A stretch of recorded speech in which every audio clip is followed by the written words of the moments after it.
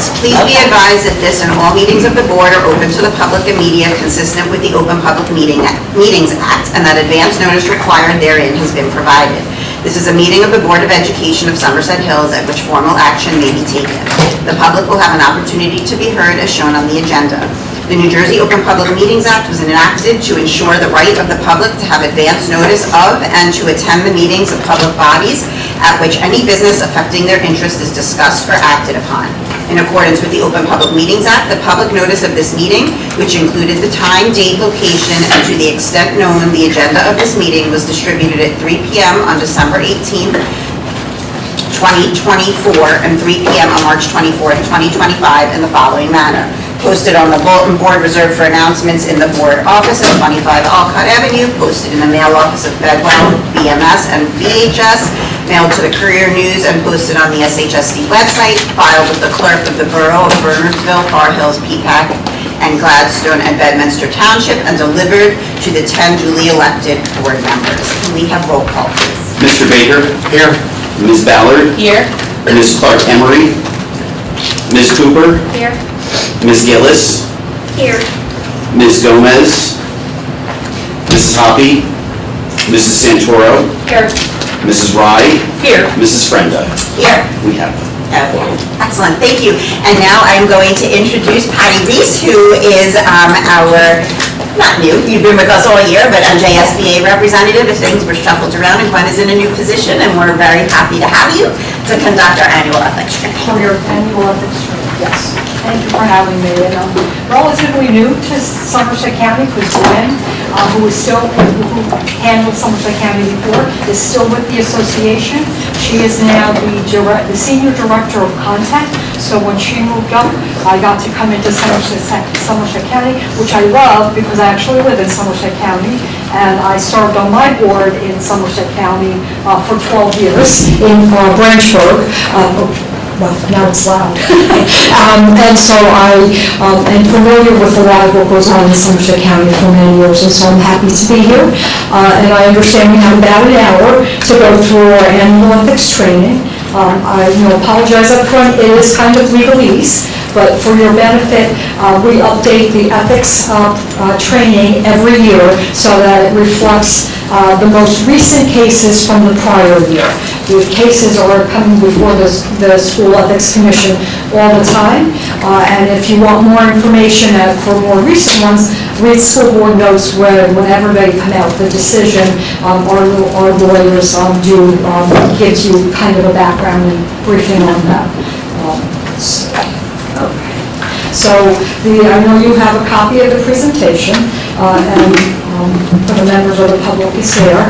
The first thing we want to talk about is that our standard disclaimer. This presentation does not represent legal advice. It's for informational purposes only. If you need any legal opinion or legal advice, you need to contact your school board attorney.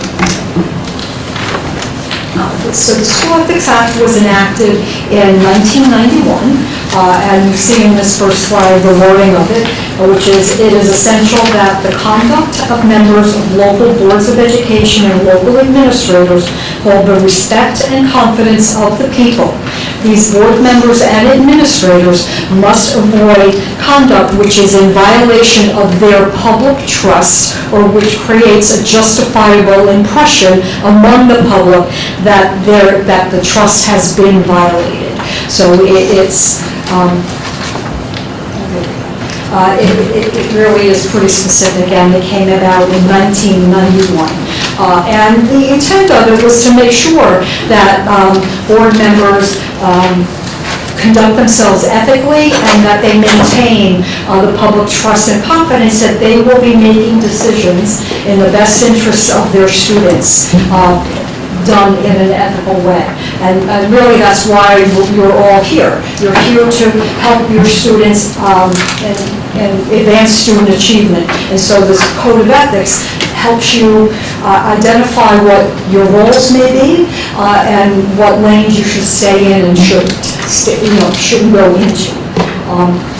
But in the School Ethics Act, does have a list of standards that they expect, minimum ethical standards, and they also identify disciplinary mechanisms should board members and administrators not necessarily stray from the code of ethics. As I said, it also helps identify the roles and the lanes that board members need to stay in. There are two parts, two provisions of the School Ethics Act. The first part, which is the Code of Ethics and the mandatory training requirements, only apply to school board members. And we'll go into a little bit of what the mandatory training requirements are. The list of prohibited acts that is in the Code of Ethics and the disclosure statements are all school officials need to do that. School board members, charter school trustees, some administrators, and we at NJSBA also need to abide by that and submit our disclosure statements every year. The School Ethics Act also formed a School Ethics Commission to enforce the act. The School Ethics Commission is comprised of 9 members that are appointed by the governor. Of those 9, 2 are school board members, 5 are non-school officials, and 2 are school administrators. Currently, all the seats are not filled, and how that may impact a decision is they need, like a board needs a quorum, they need a quorum of 6 before any of the decisions, before they can formalize a decision and make that decision public. So it may affect the timeline somewhat. The first part of the act that applies to all school officials is the financial disclosure and relative disclosure statements. If you're a new school board member, and if you are, the timeline has already passed, but you have 30 days, a school board member or an administrator, 30 days from when you were sworn in, or 30 days from when you started, if you're an administrator, to submit to the Department of Education your disclosure form. Thereafter, you have until April 30th of every year to supply that. And that's deadline is today. But usually you get information, either an email from your BA or something from the Department of Education. Since most of us just filled out the form, question about who controls the format of the form and the production? Sorry, the format of what? Of the form.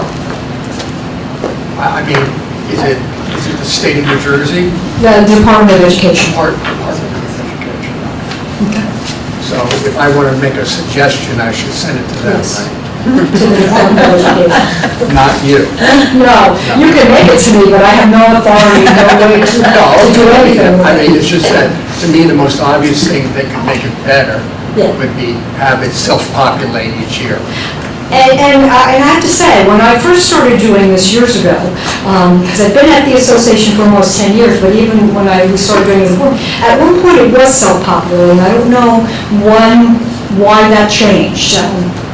But yeah, it would certainly be helpful. I don't remember it ever being Oh, really? No, it used to be by hand.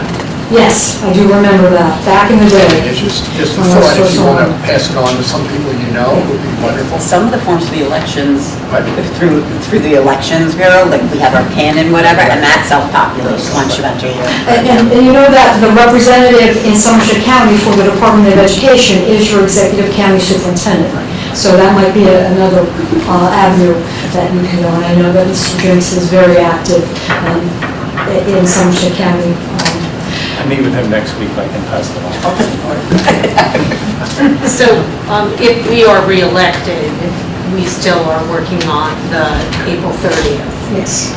Yes. Okay. And every year that you're a board member or a school administrator by April 30th, other than the first year, the very first year, every year then is by April 30th. Thank you. For that. The School Ethics Act also identified what mandatory training is required of board members. And they also identified that New Jersey School Boards Association is the entity that will provide that training. The biggest change that's happened in the last 2 years is your Governance 1 or your new board member orientation. It used to be that you had a full year to complete that, and people made the argument that you need some of that information before, more closer to when you will actually sit. So you have 90 days from when you were sworn in to complete that mandatory training. And if a board member is appointed mid-year, if somebody resigns or for whatever reason, they still have 90 days. Thereafter, in year 2 and 3, you have the full year to do your governance training, and then governance 4 happens the first year every term you're re-elected, and you have the full year to do that.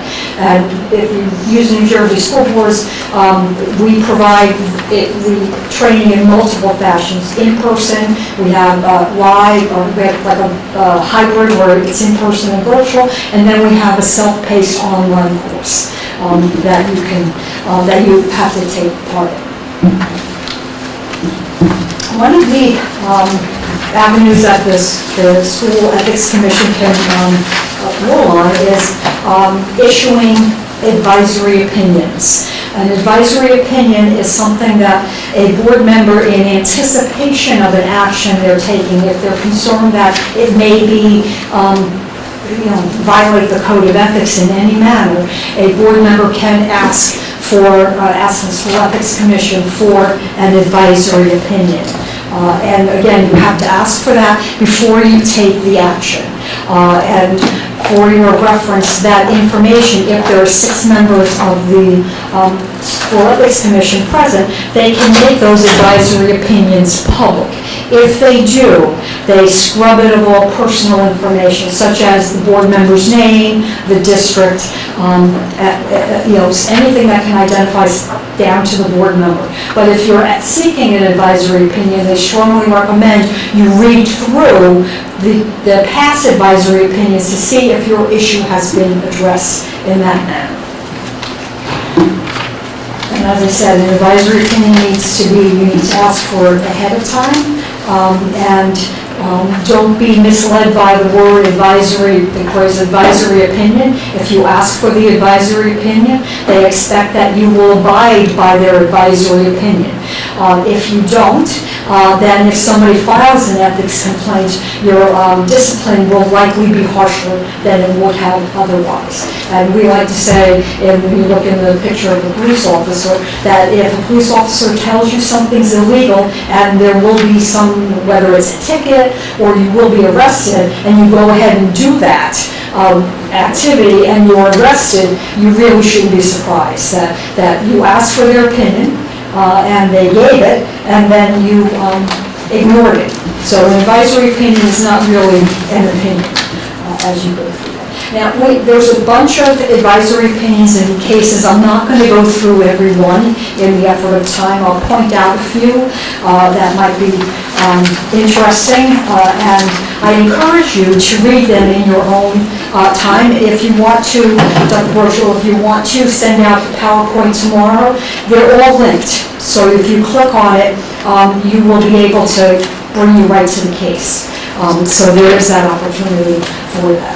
Yeah, you'll be able to find it in the board confidential. It's already loaded in there for you guys. Yeah. Thank you. And we try to make it as easy as possible, which is why I appreciate the printing of the PowerPoints, but generally we send it after because we know it's linked, but you have it and it's in your folder, so please feel free to read through some of that.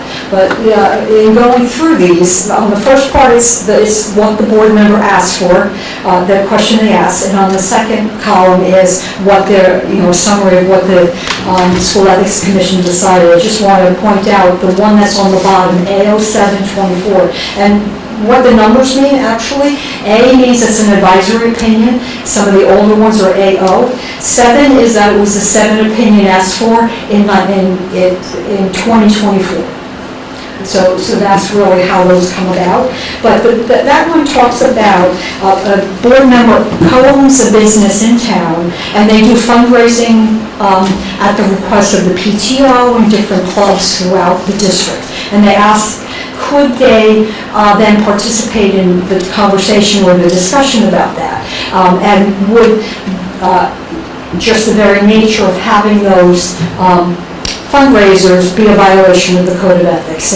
And what the decision, what the opinion says is, if you're only limiting it to the in-district PTO, in-district clubs, and you're advertising the fundraiser through school means, then that is potentially a violation. But if the fundraising event is open to the general public, and you advertise it in the paper, or, as you know, you go to different places and they put a sign in the window, then that likely would not be a violation of the Code of Ethics. On this page, I just want to point out A0424, it's in the middle of the page, the third one. This board member has children, adult children, who are voting members of a nonprofit board that has ties to the school district. And so the board member is asking, can they participate in either discussions or voting on that? And the School Ethics Commission said that the voting on issues, well, their relative service trustees, it's similar to them being an employee, or it's their employer, actually. And so that the involvement may violate the public trust, and so the board members should recuse themselves. The other thing that a School Ethics Commission can rule on are ethics complaints. Now, ethics complaints can be filed by any member, public or otherwise, anywhere. So as your meetings are streamed, they don't have to live in your town, they don't have to live in your state, they don't even have to, they watch your meeting. Just, some good information to have. However, there's a very specific application that you must submit. And with that, it has to be filed, your complaint needs to be filed within 180 days of the, when they contend that the action took place. Now, there is some discussion at the School Ethics Commission level of relaxing that 180 days. However, right now, it's 180 days. And when you submit your complaint application, you have to list the specific section of the act that you feel they violated. And there are 10 tenets of the Code of Ethics, and they're in this presentation later. And then you, as the person who's filing that complaint, must list the evidence that you want the School Ethics Commission to consider. The School Ethics Commission does not go out and do research. They don't have paralegals that go out, and they only act and consider the information that you provide, you as the complainant provides to them. Now, if there's a complaint against you, the board member has the opportunity to reply. So there is a formal process to that, so it's not just like somebody complains and you're done.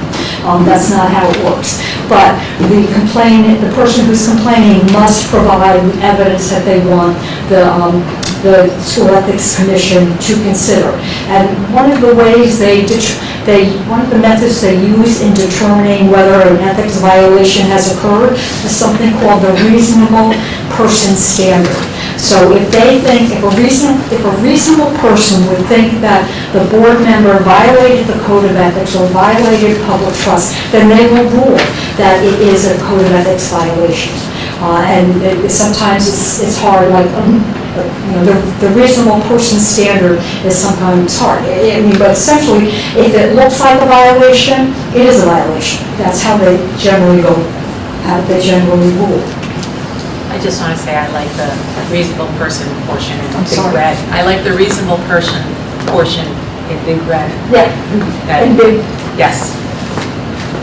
in big red letters. It is, crucial to point that out because it's not all cut and dry. It's like, does a reasonable person think?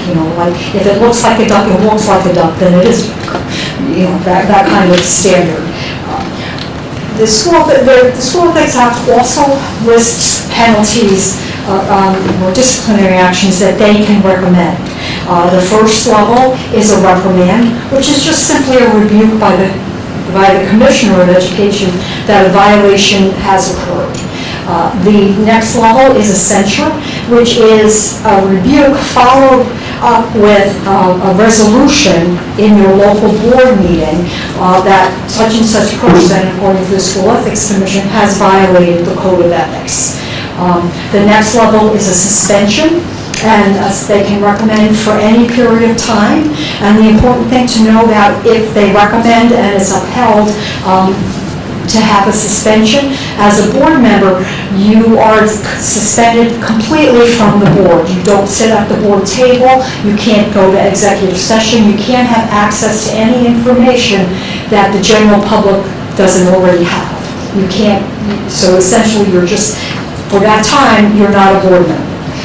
If I may ask, what if, I mean, not that it would be here, but how, if that affected a quorum, wouldn't that be injurious to the board as a whole?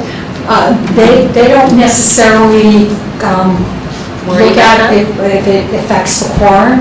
I would think that if it does affect the quorum, you might have to look towards doing the doctrine of necessity during that period of time. I will say, it's not too often that I've seen them recommend that. They usually go with a reprimand or a censure, but as we go more years into this, and you'll see in some here that there are some censures recommended, and there's a process, right? Well, let me do the last one is they can recommend your complete removal from the board.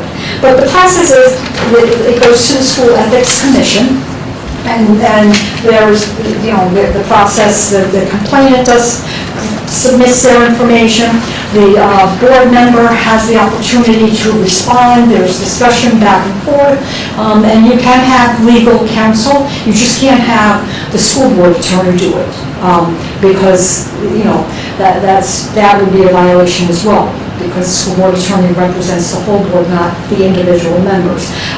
And then, once the School Ethics Commission makes a decision, or a recommended decision, it goes to the Commissioner of Education for a final decision. The Commissioner of Education can either agree with the School Ethics Commission or change what it is that they said, what it is that they're recommending.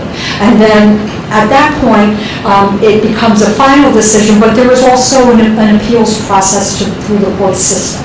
So it can be, and that's why you'll see some of these cases that may have started in 2023 or 2022 were decided 2 years later, because there is that process. So I don't know, we have the Code of Ethics. These are the 10 tenets of the Code of Ethics, and these really identify what it is that board members can and can't do. But just to talk about a little bit, in this first one, you have to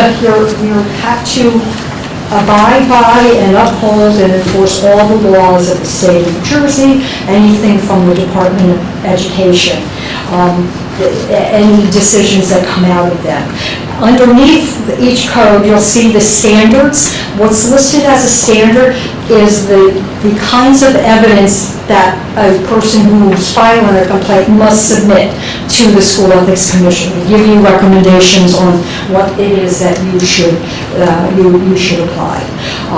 But when you go into what is being, the letters don't show up on the slideshow, but you vow to make the decisions in terms of education referral of all your students, your best decisions for all your students, not just some, not just the kids of the constituency that elected you. Once you're elected, no matter what constituency or town, as a regional board has, you now represent every student in the Somerset Hills School District. So your decisions have to reflect. You are a policy-making board by statute, but the Code of Ethics further identifies that you confine your action to policy-making, and that's really where it ends.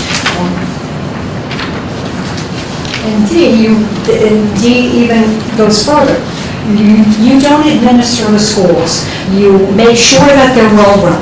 You have one employee, and that is your superintendent, and they're charged with running the management, the day-to-day management operations of the district, and then you hold the superintendent accountable by way of the a superintendent evaluation process.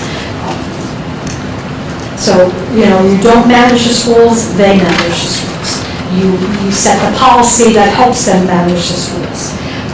And this one is one that you see in a lot of people citing in their complaints, that the authority rests with the full board at a notice meeting with a quorum present.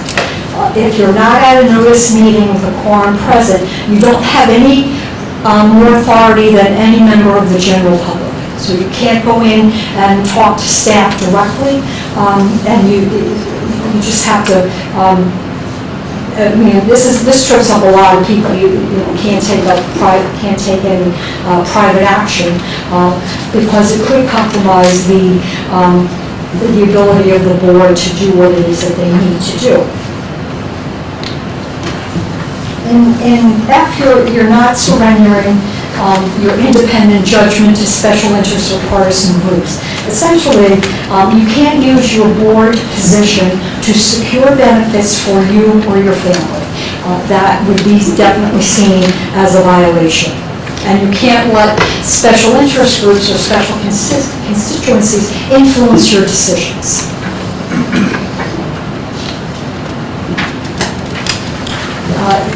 G is confidentiality. You need to hold all information confidential until such time that it's no longer needs to be confidential. And at times when you have committee meetings, until the results of the committee meeting or anything from the committee meeting reaches the board agenda as a discussion item, it's considered confidential.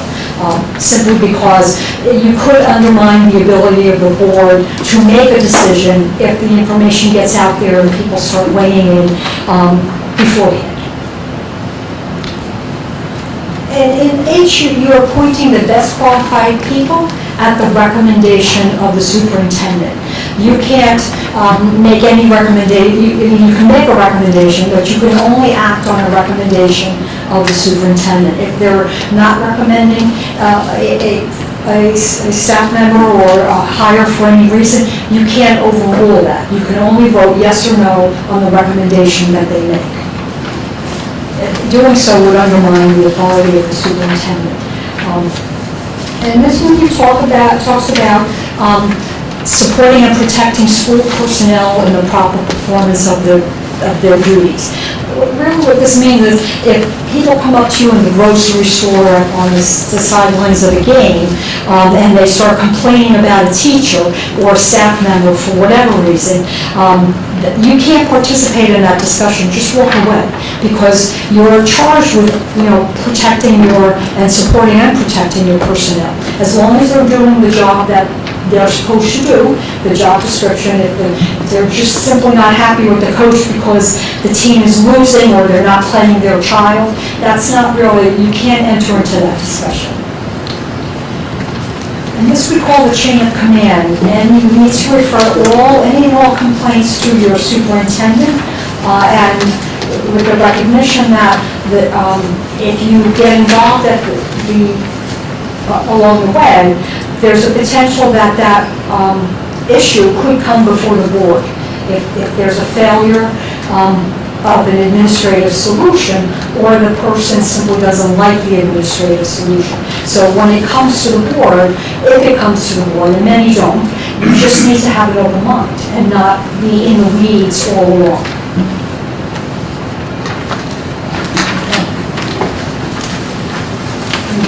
Are a bunch of cases, and you'll see when you look at the case number, as I said, is linked.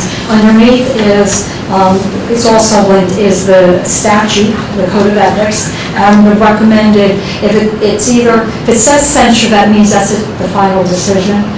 If it's recommended, it'll say a recommended decision. Some of these decisions are being appealed, so what the commission's decision may change based on whatever the appeal process is.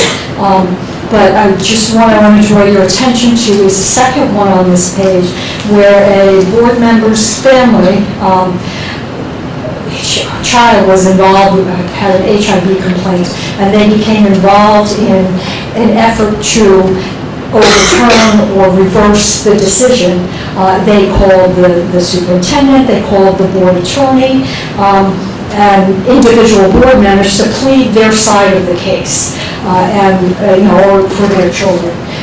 And the School Ethics Commission did issue a reprimand, and that they felt that the board member violated 3 of the tenets of the Code of Ethics, essentially saying that a non-board member would not have access to having that level of discussion with the superintendent, board members, or the board attorney.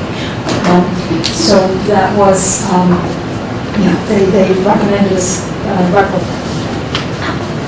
I think you touched on it, but how did they go ahead in assigning the punishment? I'm sorry? How did they go ahead and decide that? Because that seems pretty bad, right? And a reprimand is like the lowest level of consequence, right? I don't know if there's a rubric for what they recommend. I think if it's potentially, and again, I'm saying potentially because I simply don't know what the rubric is, how severe they think it is, how the level of violation or that the public might think, and if they've done it before, if there's other stuff. It all depends. But they don't really release that rubric. How they decide. Yeah. I will say that one of our attorneys now, she's been with us for maybe 2 years, was the attorney for the School Ethics Commission before she came to school board. So that gives us, kind of more of an insight. But again, I don't know what the rubric is. And this one is just, I'm not going to really go into this, it's a reprimand, but it's about bringing stuff to executive session or reaching out to staff that wasn't appropriate. This one I like to point out because it shows that it's not only new board members that have errors in judgment on what's a violation or what's ethical conduct. This one involves a 15-year board member who's been on their board for over 15 years and took some actions that they felt were significant. And you'll see that the discipline recommended is a suspension of 60 days. But what the board member did is the School Ethics Commission said they usurped the authority of the superintendent who makes disciplinary recommendations. A staff member, a teacher, was up for discussion in executive session. The board member contacted the teacher and got a letter of the teacher's side of the story and presented it to the board. She gave it to the business administrator to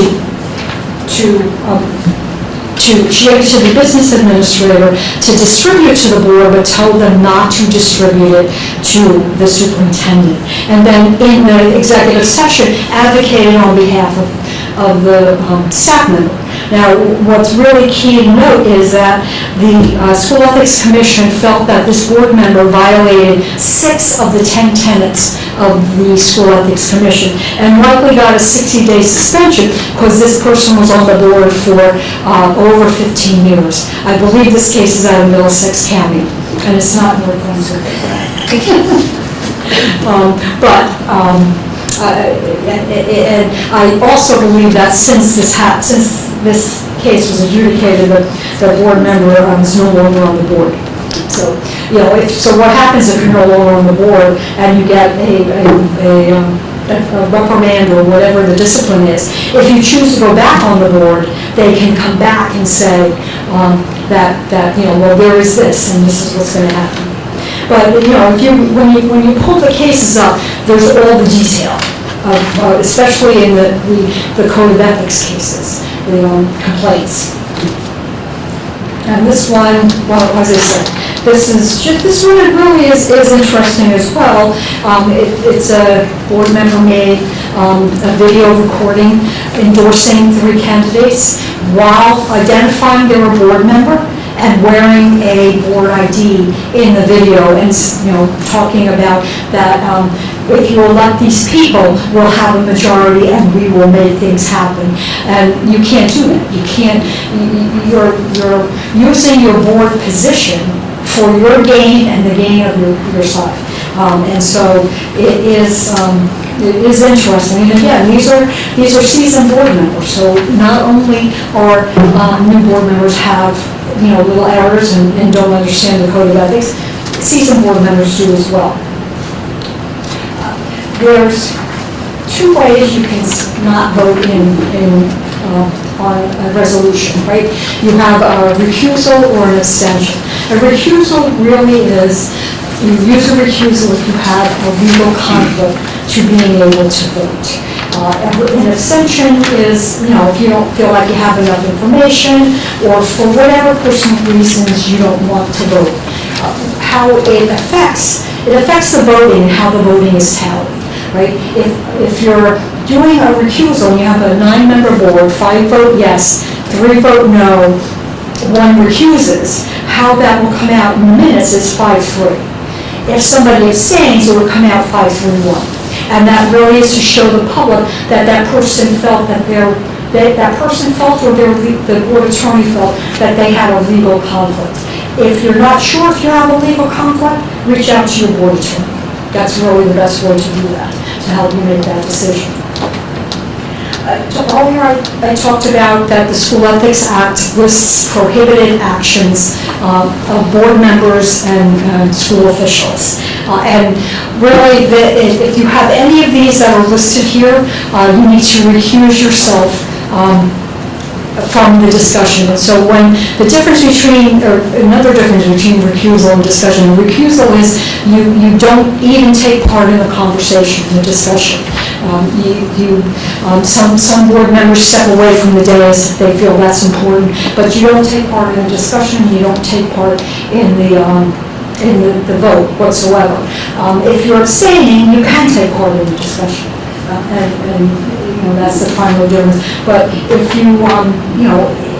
there's anything on this list that you think applies to you, then you shouldn't take part in the discussion. And like when you talk about a business interest, such as when I pointed out that person that owned the local business. Right? It's a violation. It's if they only advertise to school personnel, school families. But if they advertise to everybody, it's not a violation. Likely not a violation. I have to say likely because I don't really can't predict how they'll rule on something, and I don't know all the facts on every case.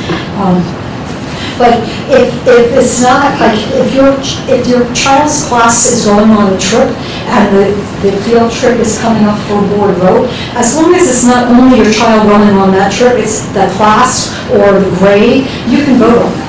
Because your child's not getting anything different than what anybody else is. The School Ethics Act also defines what it considers to be a benefit for the purposes of ethics violations. And what they define as a benefit is a direct or indirect profit, advantage, privilege or gain, whether personal, financial, or otherwise. And again, they use the reasonable member of the public standard. If a reasonable member of the public thinks that you're not objective, then they will rule that it is a violation. And I like to point out the case underneath that because that is not a board member, but a school administrator. The acting superintendent, son was on a list of substitutes that came up for a vote. I do believe in this case that it was the acting superintendent's first meeting as an acting superintendent. It was a large district and there were 160 people on the substitute list. We can go into a little bit that you can't hire family members. And so the substitute list, she's essentially hiring her family member, and she should have removed his name from the list. They said she just should have removed herself from the discussion because it's financial gain for the sub. But again, it's not only board members that get these decisions, it is also school officials. And we talk about, there are several cases that are identified here that they talk about a conflict regarding a benefit to a board member. And not, as I said, I'm just going to point out the second one on this page. It's a board member voted on naming a school building after her professional life supervisor. She was chief of staff for a politician, and they wanted to name the school building after her. And they felt that she should recuse herself, and by participating in that, she could have gained in her professional career or her political career. So they did recommend a censure in that case, and they violated, they felt two tenets of the Code of Ethics. Can I ask you a question? I just volunteered to buy gift cards for the teacher appreciation luncheon. Am I supposed to take that back? You bought gift cards as an individual board member? No, as a parent, Oh. to contribute to the teacher appreciation day. Oh, you mean for your children's teachers or all teachers? No, just to whomever it goes to. I would, it's questionable. I would certainly ask the board attorney, but it is questionable. If, you're entitled, you can give a gift to your child's teacher. My kids were in school when I went there, and I got them, teacher appreciation. But by giving it to the whole grade or It's a to more. collection. It's a collection.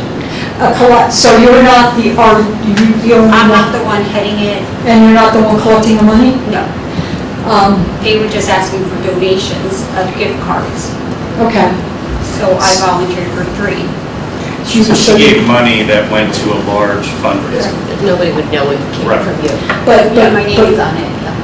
Oh. Not on the card, but like on the sign-on sheet. But you you're right, you can be a parent to your It's child. okay, I use Dr. Roach's name. Yeah. Yeah, there you go. That's, you can do that. Just really don't be the one that collects the money, don't organize it, don't do any of that. But if there's a donation that they're asking for from parents in general, that's should be okay. And like, they have pool parties at the end of the year, and I volunteer to help out. Is Yeah. that okay? Yes, we'll go into volunteering in a couple of slides, but again, you always have the right to be your child's advocate, and you always have the right to participate and be, a chaperone on a class trip, be the homeroom parent. It just gets questionable, the perception gets questionable if you're the one collecting the money and organizing those kinds of things. But Along those lines, not financially related or anything to that end, but it's one of the tenets of the Ethics Act, of the Code of Ethics that we signed.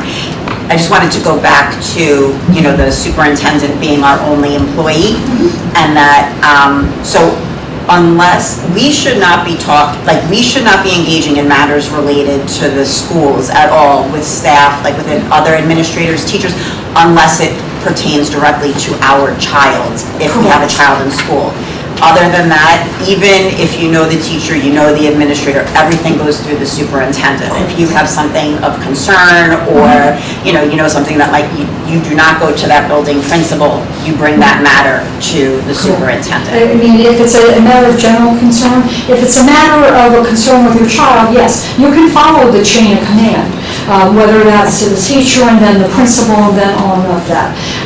But you can't go directly to the top of the line, or the principal. The top of the line is ultimately the superintendent. So you can go there, but you don't, if it's somebody else's child, that goes to the Or superintendent. even just a general matter related to the administering of the school. If there's an issue at the middle school, No. let's just say, you bring that Yes. to Dr. Burchell, and we Right. should not, because I think sometimes things get a little wonky, and even if you're doing it as a parent, all of those people perceive you as a board member when it's not related to your Exactly. child. They, no matter in any district. Yeah. People, somehow they know who the board members are, and especially the staff know who the board members are. So you need to not be in, and that's one of the tenets, right? The superintendent administers your school. You make sure the schools are well-run, but you're not in the day-to-day operations of the school. You hire somebody who has the credentials and the experience to do that. And so, yes, you don't get involved in any of that. Thank you. You don't go directly to anybody other than the superintendent. And it's, I'm going to that in a couple of slides. I just want to point out the relationship definitions. Through the last several years of advisory opinions, the School Ethics Commission has further defined what is considered a family member. And originally, it was just spouse, child, people directly related. Now you look at, they have a list of relatives. And this isn't a list from the School Ethics Act, it comes through advisory opinions. And you'll see that some are for like a step-parent, a brother-in-law, sister-in-law, those are considered relatives. And primarily for the purpose of working in the district. Right, and you can't hire a relative can't hire a relative to work in the district. Well, they're a board member or the superintendent. That's our next slide. Not hiring relatives. However, if you come to the board or you move into the position of a superintendent and your relative's already here, then you don't have to fire them. It just affects what you can and can't do as a board member, or an administrator. And if it's a relative of an administrator, they can't have any direct or indirect authority over their relative. A board member can't take part in the employment matters of the superintendent or supervisors in the chain of command between their relative and the board. So all the way up to the superintendent. So if your relative is over here as a teacher, you can't take part in any employment matters regarding the supervisor, the principal, and the superintendent. That's really what it comes down to. And if you have a relative, you can't take part, who works here, you can't take part in the superintendent evaluation, or if by chance you're looking for a new superintendent, you can't take part in the search. I had one board, when I was doing the search, they had 4 of their 9 members who worked or had family members in the district. So it only meant that only 5 members could go through the superintendent search process and hire the superintendent. So, it does affect your authority and what you can do, can and can't do. This chart talks about collective bargaining and what you can and can't do if you have a family member. I will say in your packet is a list from the School Ethics Commission on the left side behind the Code of Ethics of what's considered a relative and what they can and can't do. But on this, with collective bargaining, just if you have an immediate family member, look at this chart that works in the district. If they're in the district, a teacher, you can't be part of the negotiations team, you can't take part in the vote to ratify or any of that. But there's different levels, so if they work, if they're not in the district, but they work in the area in another school, it just affects different things, different ways that you can participate or not participate. I'm just looking at the times, so, anyway. So there have been a few cases early on where the union endorsed a candidate for school board. in the hopes that sometimes they endorse the candidate that they did not want to take part in, they want to preclude from negotiations.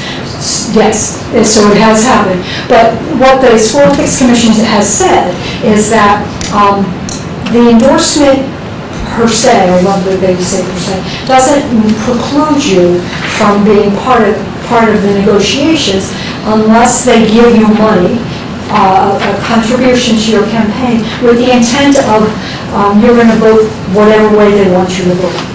If that's not going to happen, then the recommendation is to just sit out your first year of negotiations. But you can still, just, you'd be amazed.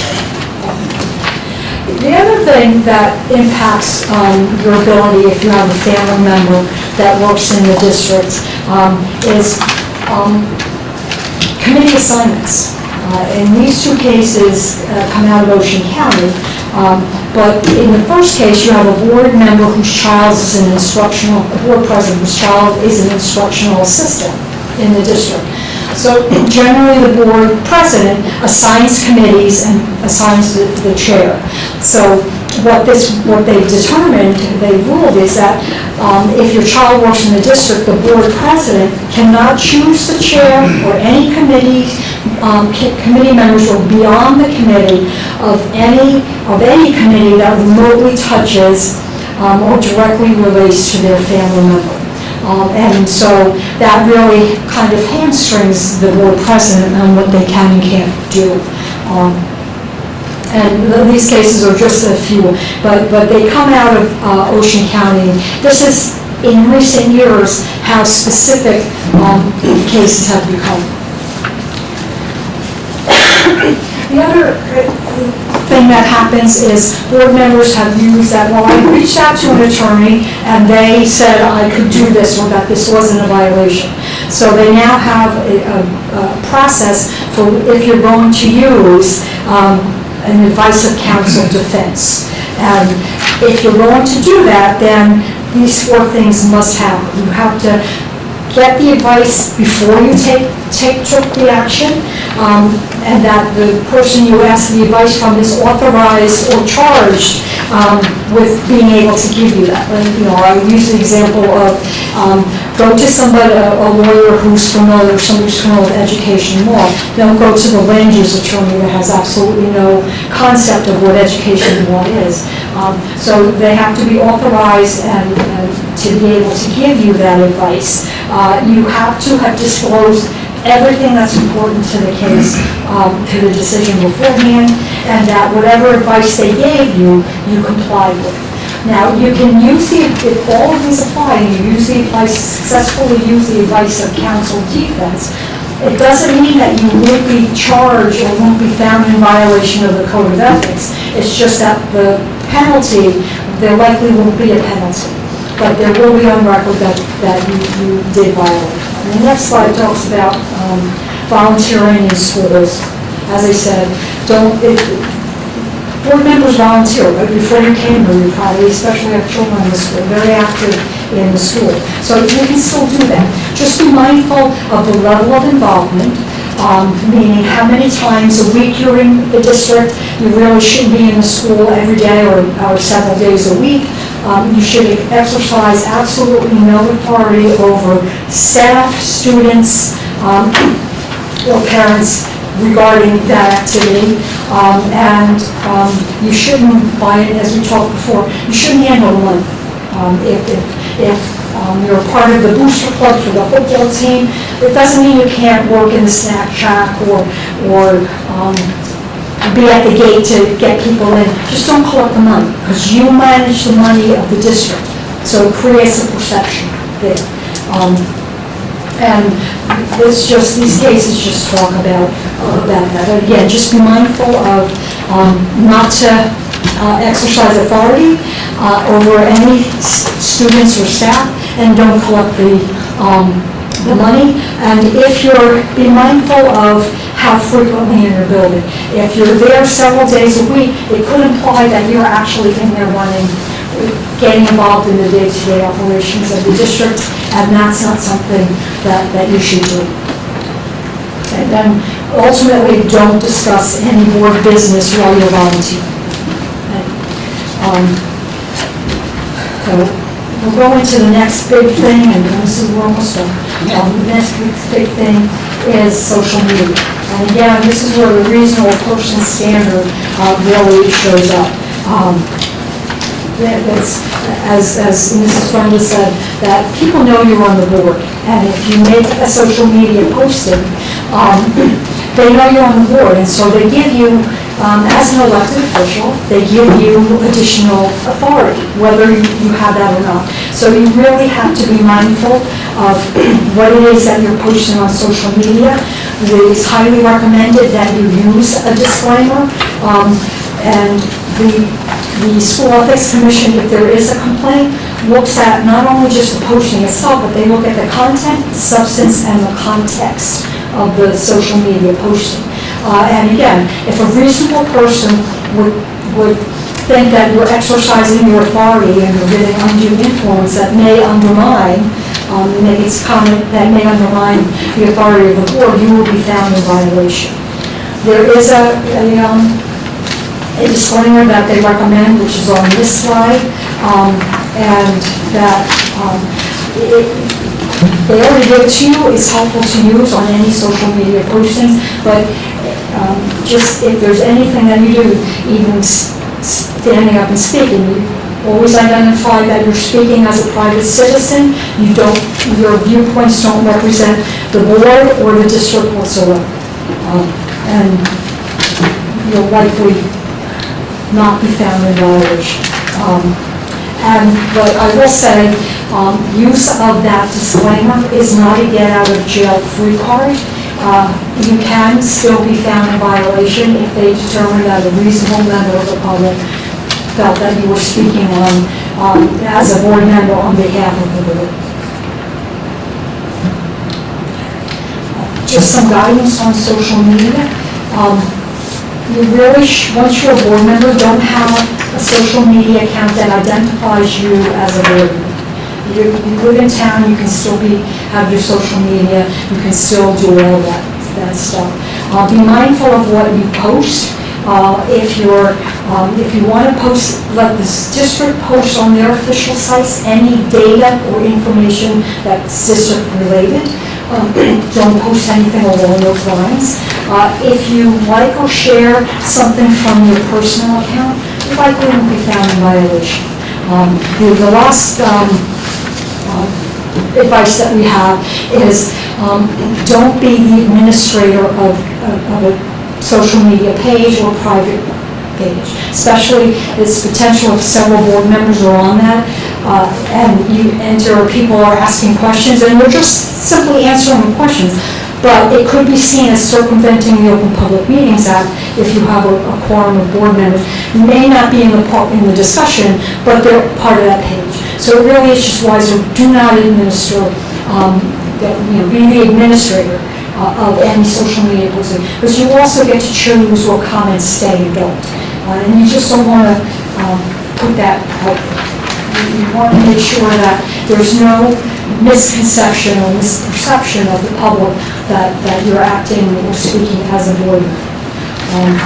I will say, we're now at the end, and I want to thank you for listening and for your questions. I want to thank you for all that you do for your students. And we've spent the last hour talking about what you can or shouldn't do, but I think especially this time of year, remember why you're here. You're here to help your students, you're here to help your community, and this time of year always found to be the best, because you get to go to graduation, award ceremonies, you get to do all the fun stuff that you see the fruits of your hours sitting at the board table and your maybe discussions and disagreements. So thank you for doing that. I know it's become at times a thankless job. It's always been a thankless job, but social media has made it 24/7 sometimes. So thank you for that. And if you have any questions, feel free to, I know you have to go into executive session, feel free to reach out. This last page has links to different resources that are available to you. Again, if you have any questions, feel free to reach out to me, phone call, email, whatever. Thank you. Thank you. Thank you so much.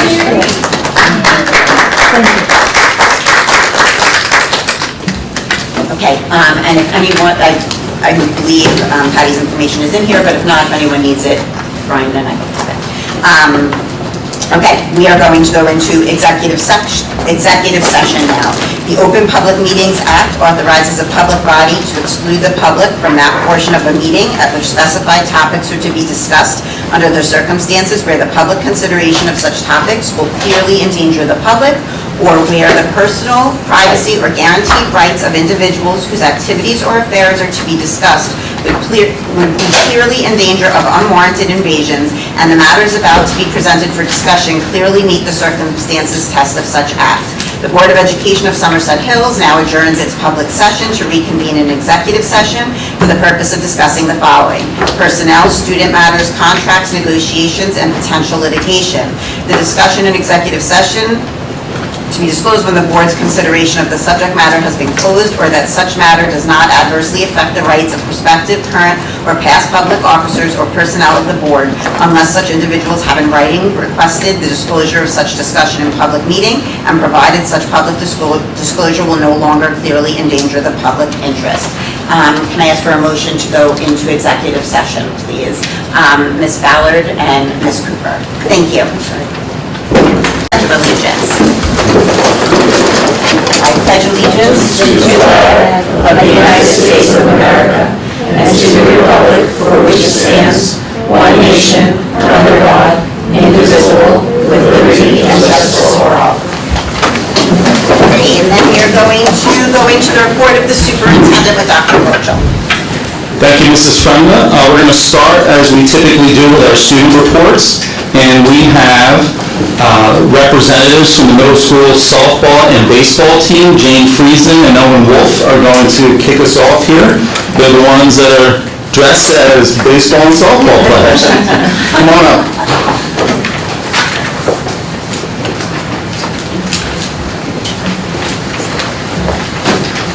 Good evening. My name is Owen Wolf, and I'm an 8th grader at Burnsville Middle School. I'm excited to share a few highlights from the busy spring season here at BMS. To start, let's talk about the BMS Science Team. Since October, we've been competing in the New Jersey Science League, a statewide competition that challenges students in all major high school science subjects. What makes our team unique is that we are the only middle school competing against high school teams across the state. We have 15 8th grade students on our team, and one of our teammates is currently ranked 3rd in the individual standings. As a team, we are currently in 2nd place overall in the high school earth science category based on our performances in the January, February, and March meets. Our final competition was just held this afternoon, and we're eagerly awaiting the final rankings, which will be announced next week. Moving on to another exciting team at BMS, the baseball team. We have 23 players, including myself. Although the weather hasn't been on our side and several games have been rained out, our team spirit is high. Based on how we've played so far, we could easily be 5-0 if it weren't for the rainouts, but we are currently 2-1. We had a game earlier today with a great outcome, continuing the strong performance we've shown throughout the season. Teddy Gramprey threw 5 scoreless innings to start us off today. During these innings, Ryan Frame made an awesome double play in a position he doesn't even play. To add on to our excitement, Justin Forgione, Titus Canas, and Gregory Lewis all had clutch hits. To cap off this amazing game, I got hit in the jaw to score a run late in the game. We ended up mercying them 10-0 final. Now on to something that is not as exciting for most students, testing season. For 5th and 8th graders, the NJSLA Science Assessment is coming up this Thursday and Friday.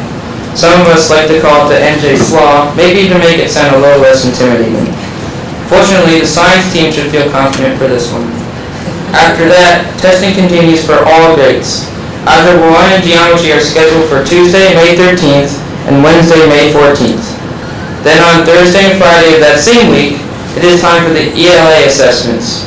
So it is officially thinking cap season at BMS as we all work hard to finish the school year off strong. Thank you. I'm now going to turn it over to Jane.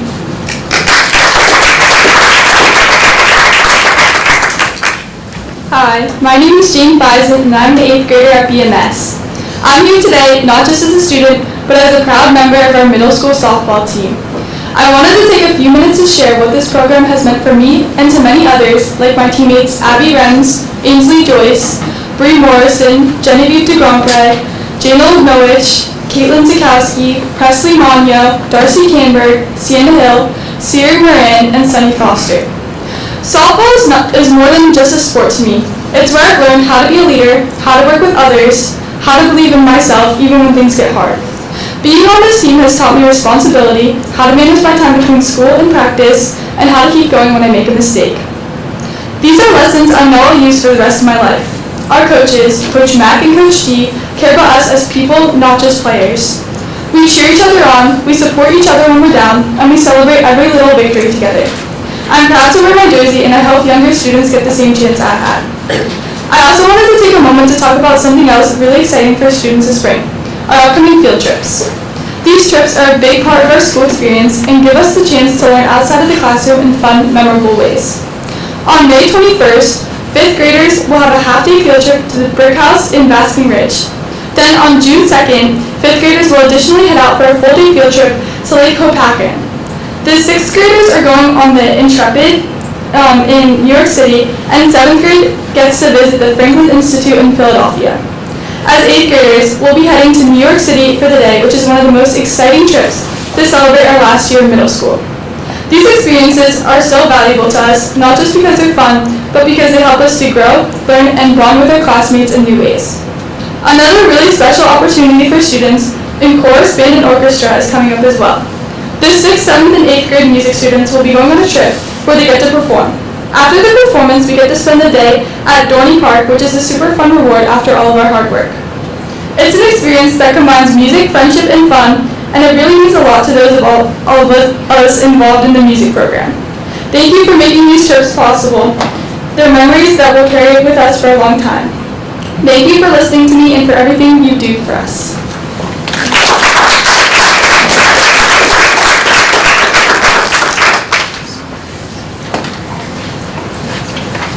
Thank you, Jane and Owen. You guys really did terrific.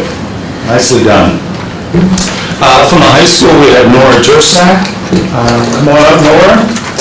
You have some news for us today? Tomorrow's a big day for you, right? Yeah. All right. Tell me more. Can I share that? Yeah, why not? Okay, so I committed to the University of Pittsburgh for business.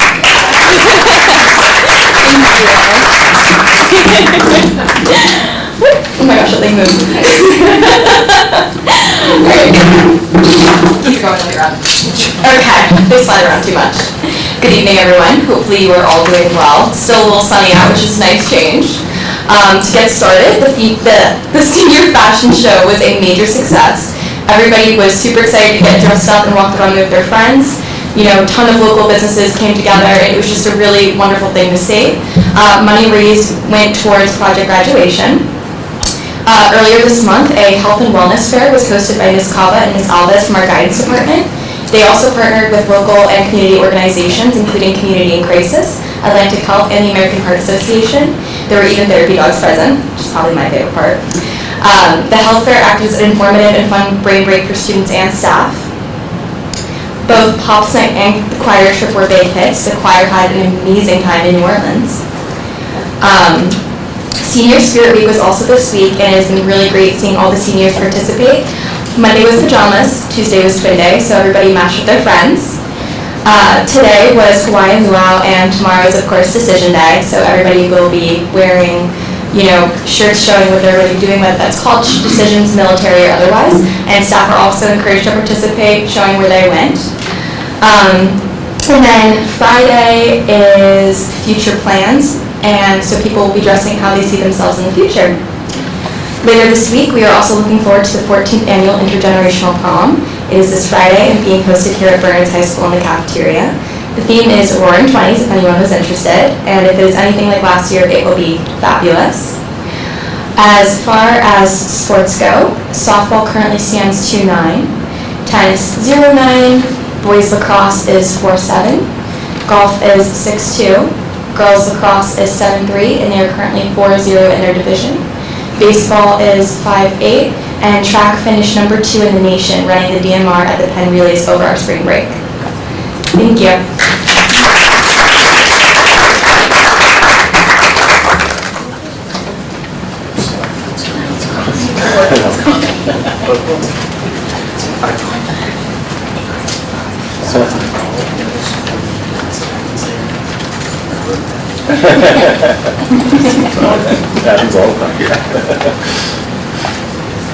Thank you, Nora. Thank you, Jane, and thank you, Owen. Great job tonight, for sure. We do have some recognitions tonight as well. We had a wildly successful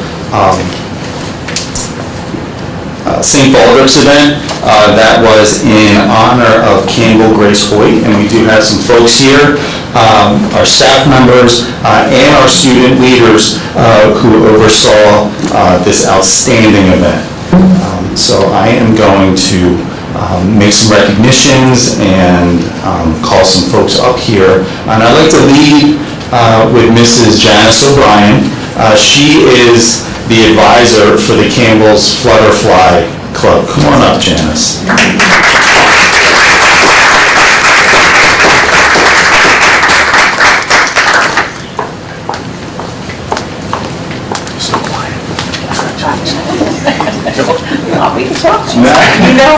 So Janice is the advisor here, and we do have a recognition from the board to honor you for all the work, because the board gives special honor and commendation to the esteemed educators who exemplify dedication to their students in the classroom and beyond. Whereas Janice O'Brien was the advisor for the Campbell's Flutterflies Club, she inspired students and staff members with their altruism. Now therefore be it resolved by the Somerset Hills Board of Education that the members of the board hereby commend Janice O'Brien for her commitment to supporting the student event organizers and orchestrating an amazing fundraiser which took over 6 months of planning and ultimately surpassed its initial goal of $25,000 by raising $25,180. When the Somerset Hills Board adjourns on this day, it does so in honor of the achievements earned by Mrs. O'Brien and a host of others here that are going to be up in a minute. And the Board of Education Secretary is directed to have this resolution reflected in the permanent minutes of the board on this day, the 30th day of April 2025. Congratulations, Mrs. O'Brien.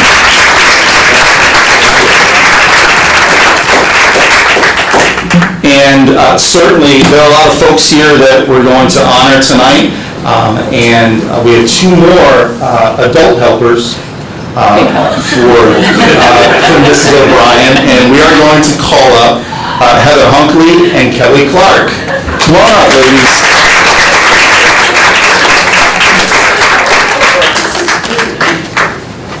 Good evening, all. Adult helper, very funny there, son. Thank you. Kindly, thank you. Congratulations. So we had a similar resolution for the adult helpers, but it sounds very, very similar. We also have we have some of the best leaders of this work from our student body that we are honoring tonight, and I was able to have the St. Baldrick's crew in here last year, and we've learned from folks like Ari Rosen and from Ms. Parente that y'all learned how to mobilize folks and how to delegate. So we are bringing in some of the folks here that were the student leaders in this work. And there are a lot of other folks in the high school that contributed, but tonight we have invited some folks at the high school who really served in a leadership role here and mobilize their peers. So we have some folks that I'm going to invite up. The first is under Laura Parente.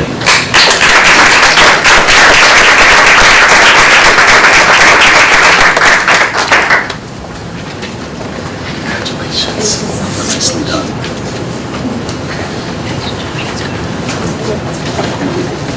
And the second lead on this work is Ari Rosen. Come on up, Ari.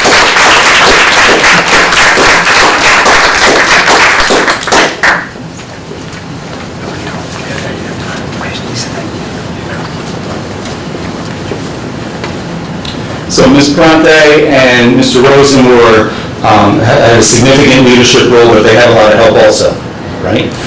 So our next honoree is Paige Ensign.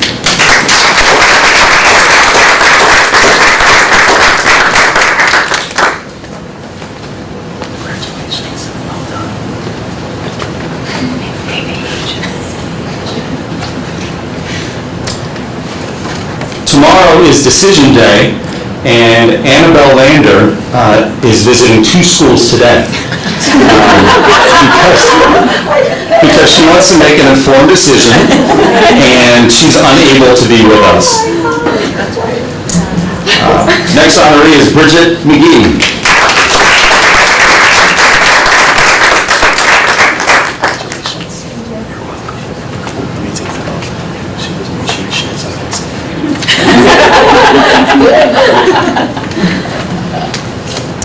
Meredith Mitchell.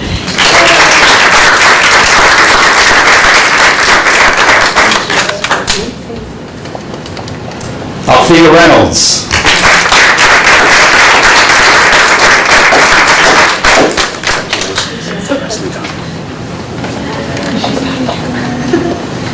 And we have 2 folks that could not be with us tonight. The first is Jane Stalford. Congratulations, yeah. And the second is Kaylee Welsh. Congratulations again to all of the honorees on such a great moment, not only for the folks that benefit from the funds that you raise, but also from just the morale of the high school. It means a lot. So it doesn't happen without you guys.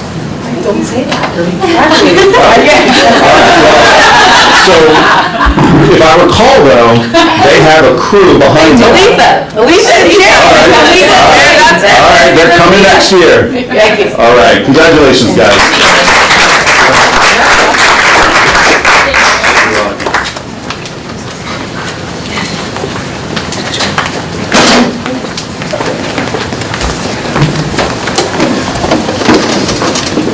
Ms. Frenda, would you like me to defer to Ms. Ballard? I would, thank you.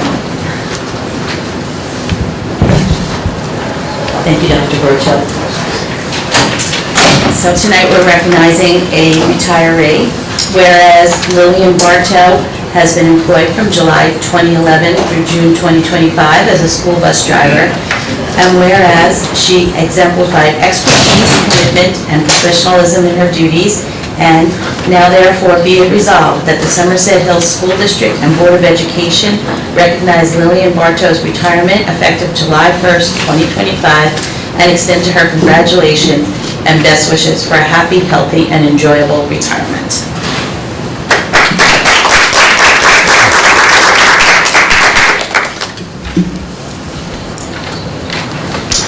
I'd like to take a minute to update the board. We do have some important information to go over. I'm going to start off with an update from around the district. As the board is aware, and the community at this point is also, the board appointed Mr. Scott Wolf as the new principal at Bedwell Elementary School, and he will start on July 1st. He has 25 years of educational experience. He was encouraged to become a teacher by his 3rd grade teacher and his 4th grade teacher, and he never looked back. He began his career at the elementary level and became an instructional supervisor in Milburn Township, and ultimately became a principal at the South Mountain School in Milburn. He's been there for 16 years. He's already spent some time in our schools, and particularly at Bedwell, already visiting and meeting some folks and seeing some operations, and so we welcome him, looking forward to his permanent arrival. The middle school celebrated Pi Day. That's sponsored through the Climate and Culture Committee.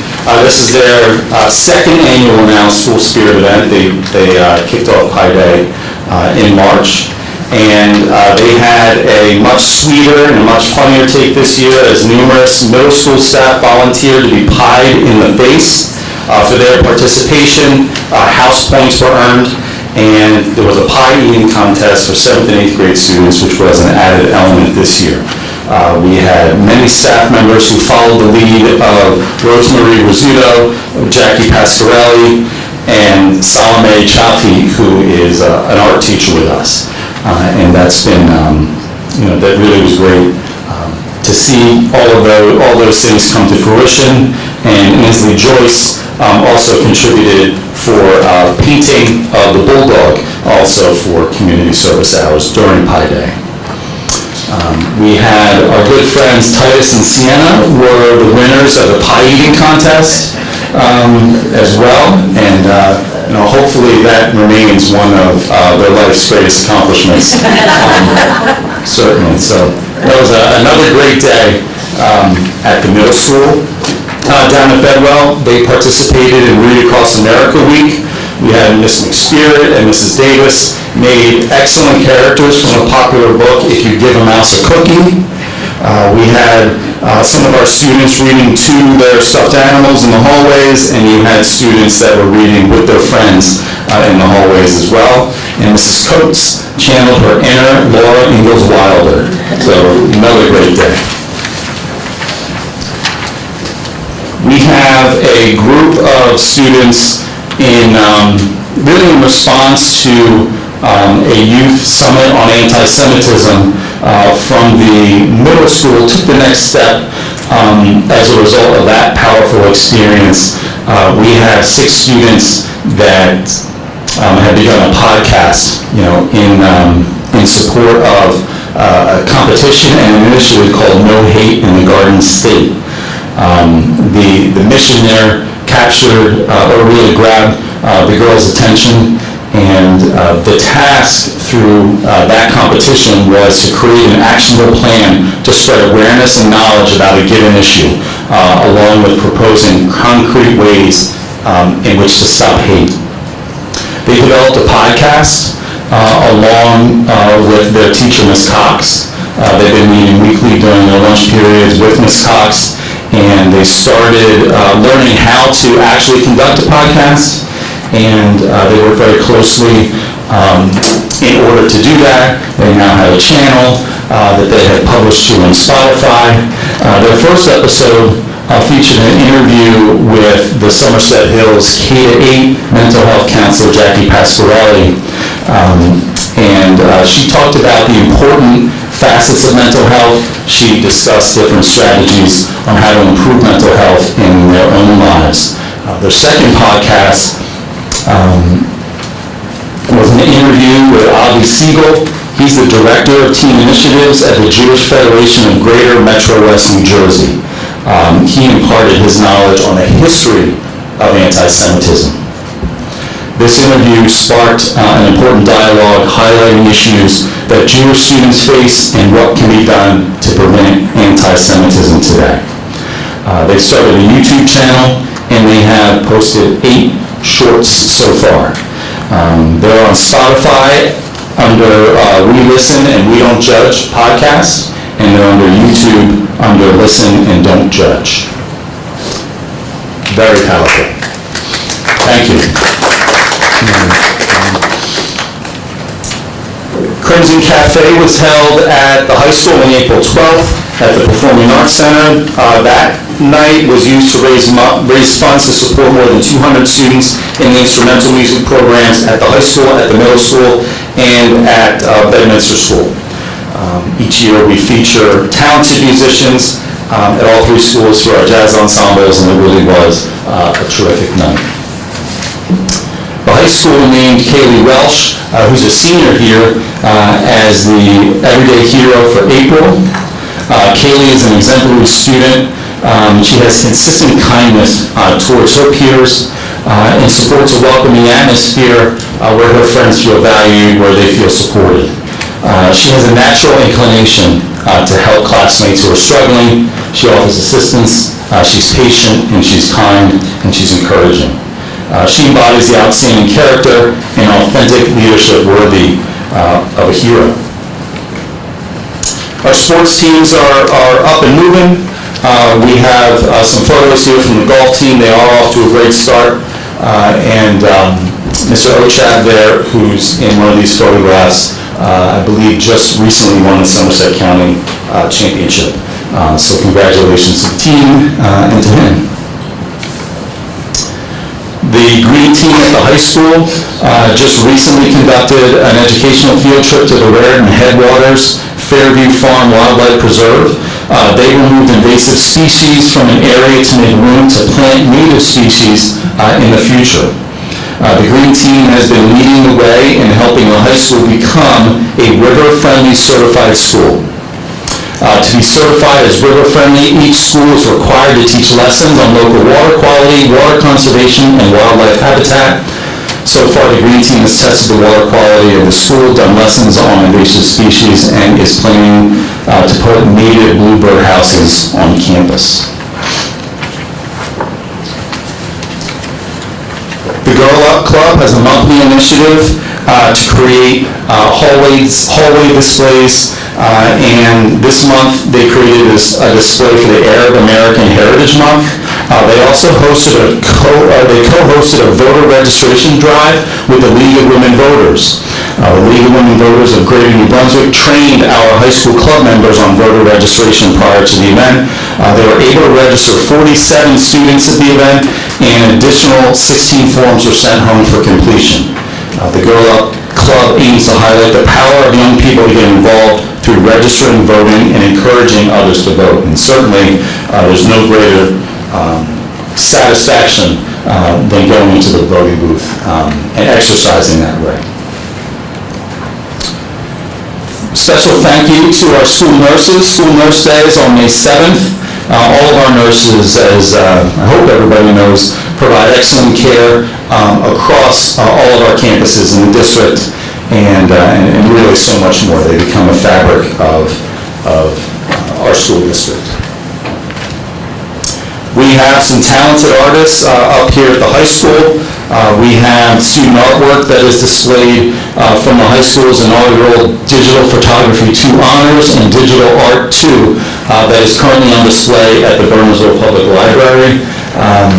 From my understanding, the artwork will be extended there throughout the end of May for an additional month, and there will be some additional submissions from the middle school. Special thanks to all of our art teachers in the district.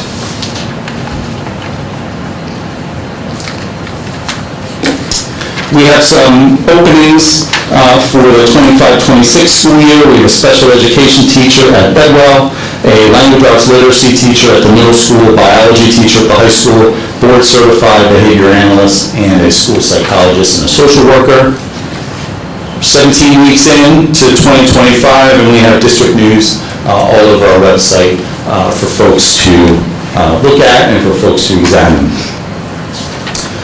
Moving on, sharing some information regarding attendance at the elementary school. Attendance is something that gets tracked and monitored by the state of New Jersey and also gets tracked and monitored by the district. And we do have a corrective action plan to implement at Bedwell as it relates to chronic absenteeism. So from a definition standpoint, a student is considered to be chronically absent if they miss 10% or more of school days for any reason, including excused absences and unexcused absences. So this amounts to 18 or more school days in a typical school year. So anything above 18 would kind of put the child in the classification of being chronically absent. The most recent cohort of students that have been examined through the NJDOE processes is the 2023-24 cohort. There's some data there on the slides that do show some elevated absentee rates in pre-K, and they kind of tend to stabilize over time in grades K through 4. In some cases, they are above the state average, and in many cases, there are some opportunities to improve. The target through the Every Student Succeeds Act is 14.3%. So that's the target that we have from a school-wide perspective, and that's the target that we have when we examine each of our individual subgroups. So if we don't make it in a subgroup, or if we don't make it in school-wide, we do need to develop a corrective action plan for that. We did have several subgroups that did not meet this target. School-wide, we did not meet. 14.5% were chronically absent.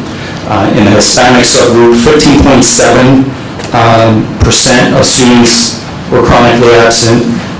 Students with disabilities, 14.7 were chronically absent, and multilingual learners were absent at a rate of 20.8%.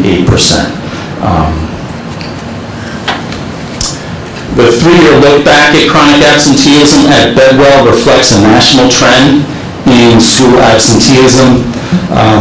The Bedwell absenteeism rate declined last year from its pandemic-related peak during the 22-23 school year.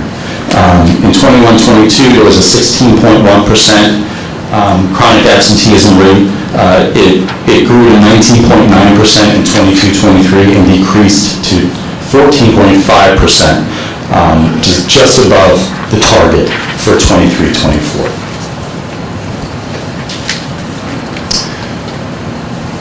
That rate in New Jersey, the rate of chronic absenteeism in New Jersey rose to 16.6% in 22-23. It was 10.6% before the pandemic. The chronic absenteeism rate typically are higher for students that come from marginalized groups, Black, Hispanic, non-binary, economically disadvantaged, English language learners, and students with disabilities tend to have higher chronic absenteeism rates. We did survey our parents in the district. We had 93 participants of parents and caregivers from Bedwell that participated. 94% of parents say that their child feels welcome and safe at school and feels like part of the community. 76% of parents express that it's acceptable for students to miss a few days, in parentheses 2 or 3, of school. 91% of parents felt it was important to keep children home when they are ill. And that's in concert with some direction and guidance that we received from the New Jersey Department of Health as well. 7% of parents disagreed with the statement that it's okay for students to miss school for family events. And 13% disagreed with the statement that it is okay for students to miss school to go on vacation. When questioned about their child not wanting to go to school sometimes, the results were varied. 53% of parents disagreed with that statement, 15% were neutral, and 30% agreed with that statement. The majority of parents felt like they were able to keep track of their child's attendance, and they also reported that they did not have any transportation issues that they were able to report. They reported this year that their child was absent from school. The most common result, most surprise, is due to illness. Second was due to medical appointments. Third is due to family events. And we had about 6.5% miss school due to particular religious days. We're implementing tiered strategies to work with families in order to implement school-wide practices to promote attendance for all students. In our first tier, we have our student database management system, Genesis, which will continue to provide parental notification on the days that students are absent. We have a letter distribution process in increments of 4. So if you're absent on the 4th day, the 8th day, and the 12th day, we have particular letters that we have generated for that. Our first tier also promotes and encourages attendance and breakfast, morning meetings, assemblies, and school events, and that's when we'll promote that with kids. And our intervention and referral services program will review absentee data throughout the course of the year in our first tier. Our second tier provides interventions to students who are at risk of becoming chronically absent. They're not chronically absent yet, but they are at risk of becoming chronically absent. We have child study team members who will review attendance in our IEP meetings And our ESL staff members and bilingual staff members will review the importance of attendance at all meetings and all events with families as well. Our third tier really is for our most intensive cases and in order to provide support for our most significant attendance issues. Those and oftentimes involve external agencies like health services and some other social services. Those will also entail formalized attendance meetings with our intervention and referral services team, because certainly we want our kids to be in school. So we are in the status of corrective action, and we are moving forward on implementing some practices and generally just developing a greater level of awareness on the fact that whether it's excused or unexcused, it still kind of falls into that category of chronic absenteeism. And you do have the ability now to go on a trip. You do have the ability to go to an appointment. You do have the ability to see family. You do have the ability to attend a religious event, certainly. But from a planning perspective, you may not have the opportunity to do all of those things and then get hit by the flu or something, which I know has really had a significant impact this year. So I think that we'll be able to make some headway through this process of developing awareness.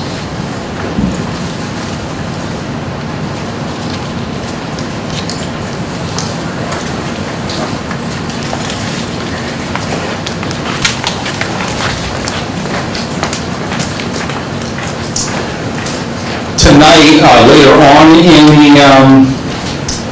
our board meeting, we will have a budget hearing, and this budget hearing follows a board retreat that the board conducted on a Saturday in March, in which we took a very deep dive into some functions in our budget, and that budget has gone to the County Office of Education, and that budget is before the board for adoption. We try to balance our budget when we develop a spending plan between being fiscally responsible and ensuring that we're maintaining the educational enhancement of, for all of the students in our district. And that's a pretty important charge for us. From a priority perspective, we sought to minimize taxpayer impact to the greatest extent possible while maintaining that balance, supporting our teaching and learning by implementing the New Jersey Learning Standards as required by the State Board of Education. We also had a priority of maintaining our class sizes and maintaining our current personnel. There are also desires that we had to maintain our curriculum programs and our extracurricular programs. So that was a very deep desire that we had. In addition to maintaining our transportation services, inclusive of hazardous routes to the greatest extent that we could, and to continue to invest in our facilities. This budget does speak to all of that. We want to increase opportunities for kids. We want to enhance our programming, and we want to continue to maintain our investment in great facilities. We serve the communities of Bernardsville, Far Hills, Peapack, Gladstone, and we take on kids from Bedminster at the high school level. This information are the communities that we support and the communities that we serve, and this budget speaks to the students that attend our schools here. Our projected enrollment for next year is 1,601. Current enrollment is 1,628.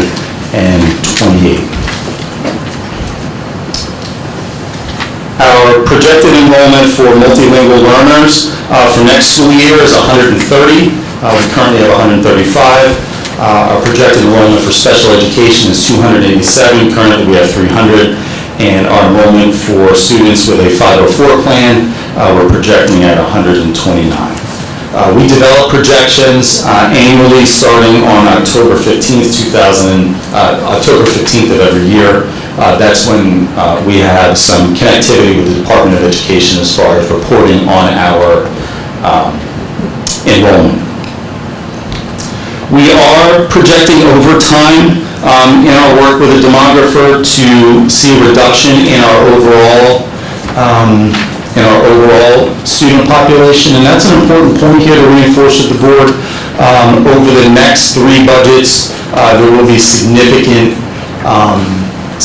examinations of exactly how do those enrollment impacts influence, our budget from a staffing perspective, from a programming perspective. So that's kind of looking into the future there. From a curriculum perspective, we budget for curriculum writing salaries, curriculum program development, professional development, teacher training and contracted services, and textbooks. We have a curriculum budget of $322,500. That does reflect a decrease of $64,050. That decrease is due in part to a different curriculum that are required to be revised and rewritten on an annual basis, and that process gets kind of dictated and outlined by the State Board of Education. In our Department of Student Services, we have eligibility categories for students that we serve. The categories include autism. That's for students that have a pervasive disability that may impact their ability to interact socially and communicate verbally and non-verbally. There are students that are communication impaired. There are students that have emotional regulation impairments whose educational performance is adversely affected by an inability to exhibit appropriate behaviors or appropriate feelings. Multiply disabled, that's a presence of 2 or more disabling conditions. There are other health impaired. That's a medical assessment where students have a chronic or an acute health deficit. We also serve preschool children that have disabilities between the ages of 3 and 5. Typically, it's developmental delays. Specific learning disabilities, which is a discrepancy between their current achievement and their intellectual ability. And then we also service kids that are eligible for speech-language services to assist with a disorder in articulation, fluency, or voice. You see here, most of those students are classified as other health impaired or with specific learning disability. That's as of last October.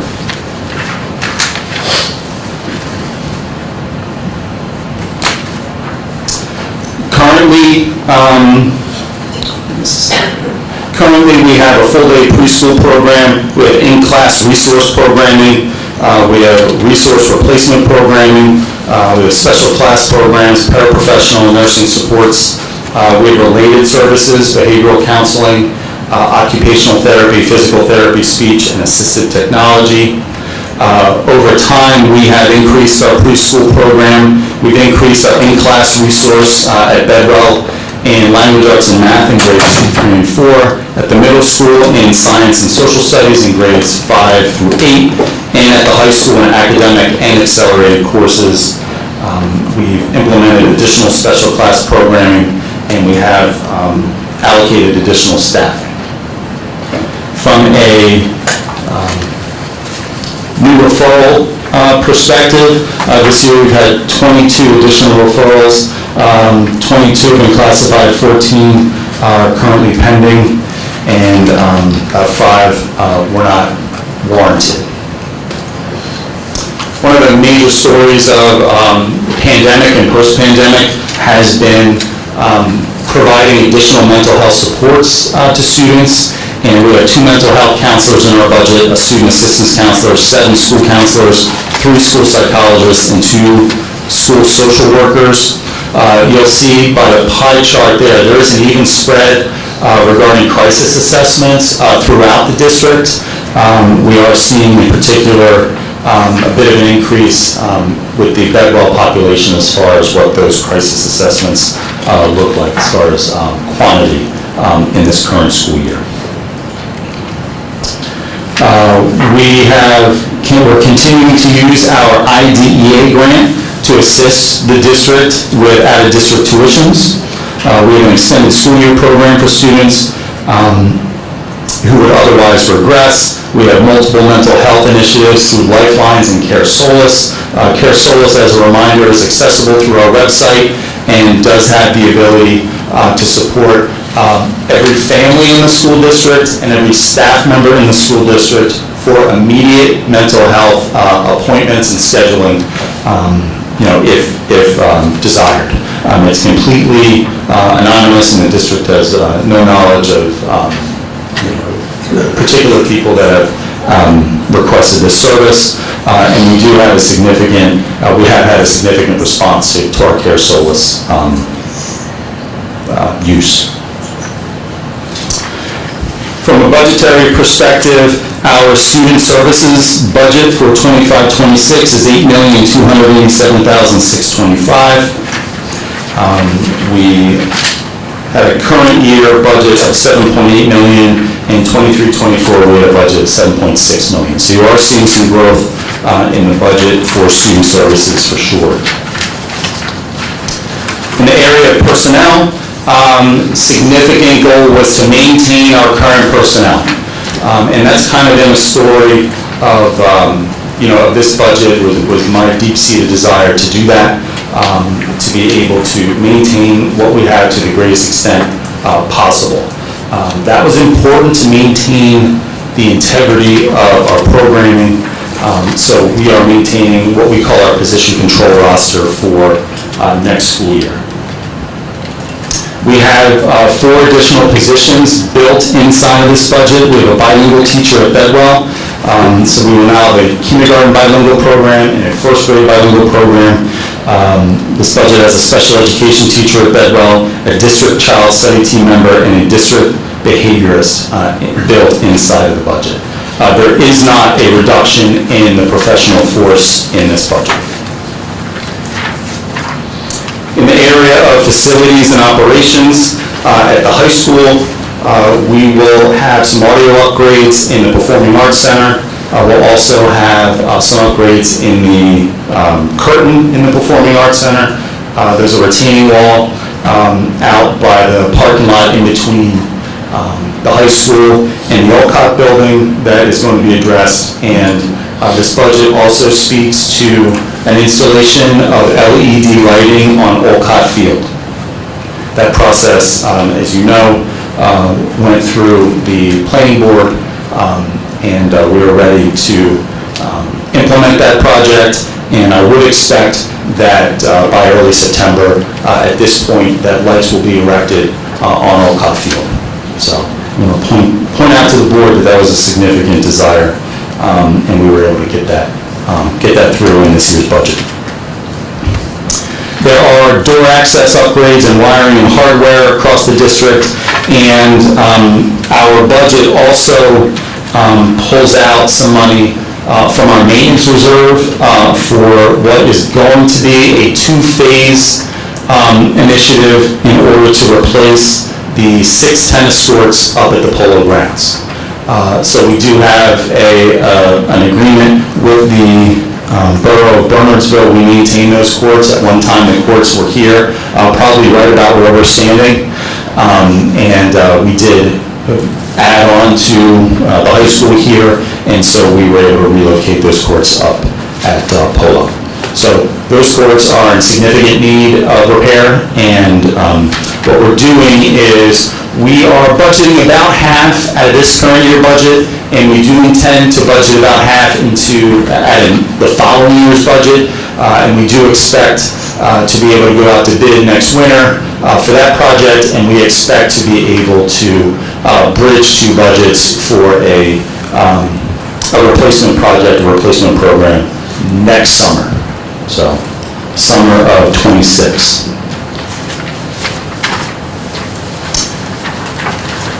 There is a healthcare adjustment waiver which is permitted for use for districts that have healthcare costs going above what is projected. The fiscal year '26 includes a healthcare adjustment of $397,108 that is being added to the tax levy. Using the healthcare adjustment of $397,108, will not result in an addition of 2% on that figure in the fiscal year '27 budget. So this is this is in addition to a 2% increase. From a revenue perspective, we are utilizing fund balance. From the current year budget, we're utilizing a little over $1.7 million in fund balance. We have a capital reserve withdrawal in little over $1.4 million. That's in lion's share of that are the installation of the LED lights on Olcott Field. That comes from your capital reserve accounts. Your maintenance reserve, we withdrew $600,000. That is going to be encumbered for a tennis court project, which will be done in the summer of '26. Local tax levy is $36,559,827. We bring in a little over $4.6 million in tuition from Bedminster. And that does reflect a pretty significant decrease over current year. So you're kind of seeing in the region less kids. We have $655,000 little over in other revenue. Total local funds is $45,615,603. We do have state aid that we're able to see a 6% increase in our state aid this year. That's a little over $2.5 million for a total general fund allocation of $48,204,000. We also have some debt service impacts as well. We were not able to use any budgeted fund balance this year in our debt service. There's a local debt service tax levy of a little over $3 million. So your debt service is what we're mortgaging to pay for past construction projects. We were able to allocate $173,254 in state aid to our debt service. The total debt service fund is $3,256,770. Total revenue budget is just above $52 million. It's an increase of just under $1.4 million. We have much of our general fund that we bring in comes from the local tax levy. We do have tuitions that also supplement that, and state aid comes in third. We utilize prior budgets and fund balance to support our next year's budget, and we're also implementing some additional funding regarding capital reserve and maintenance reserve. We also have expenses inside of this budget. So our total expense budget ties into our total revenue budget of $52,309. And you'll see here many of the, from a budgetary perspective, we have salaries and benefits that consume just over 80%, 82% of our expense budget. Special education and transportation round out our expenses. Total tax levy, $49,643,343 to be raised by taxes. That's an increase of $1,479,101. That's a percent increase of 3.88%. Tax levy impact by town. Burnsville taxes comprise $30,225,015. Peapack Gladstone comprises $6,775,456, and Far Hills $1,903,322. For the calendar year 2025, we have a tax rate per $100 of 1.167 in Burnsville, 0.78 in Peapack Gladstone, and 0.39 in Far Hills. The New Jersey Department of Education has created the Taxpayer Guide to Education Spending, and schools are grouped based upon their student enrollment, and educational spending is assessed within a cohort. So our cohort are K-12 districts that have between 0 and 1,800 students. That's our cohort.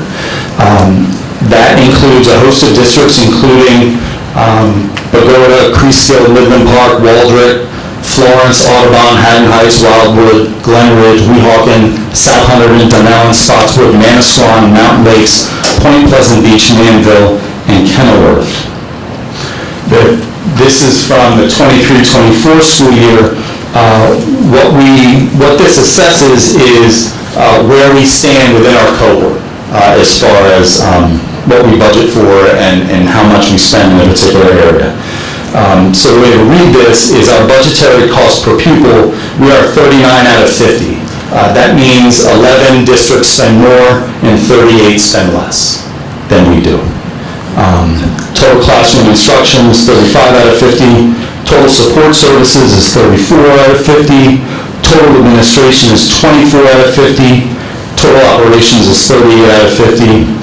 Total extracurricular funds and activities is 44 out of 50. Ratio of students to teachers and median classroom salary were 42 out of 50. And ratio of faculty to administrative personnel, we are 38 out of 50. Some of the implications from that analysis is that we have a high reliance on property tax values. As such, we have low allocations from state sources, low allocations from federal sources.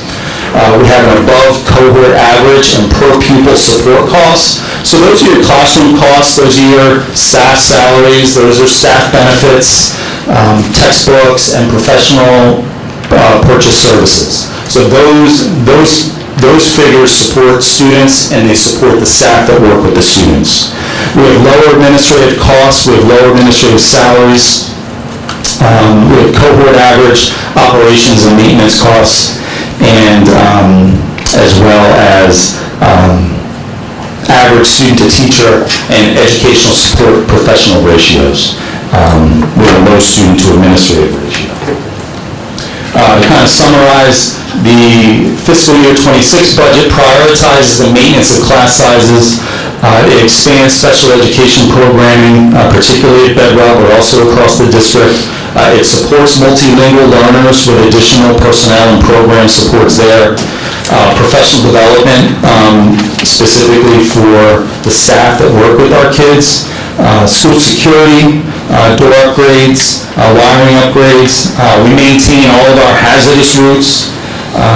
We have capital projects that we're supporting in there while trying our best to acknowledge the needs of the taxpayer and try to balance our budget. We have 4 district goals that this budget speaks to as well, that the board has drafted, and we develop a budget in concert with that. As we move forward to fiscal year 27, we're monitoring fiscal matters and the fiscal cliff at the state level. We're looking at all of our instruction and achievement processes. We continue to look at student services.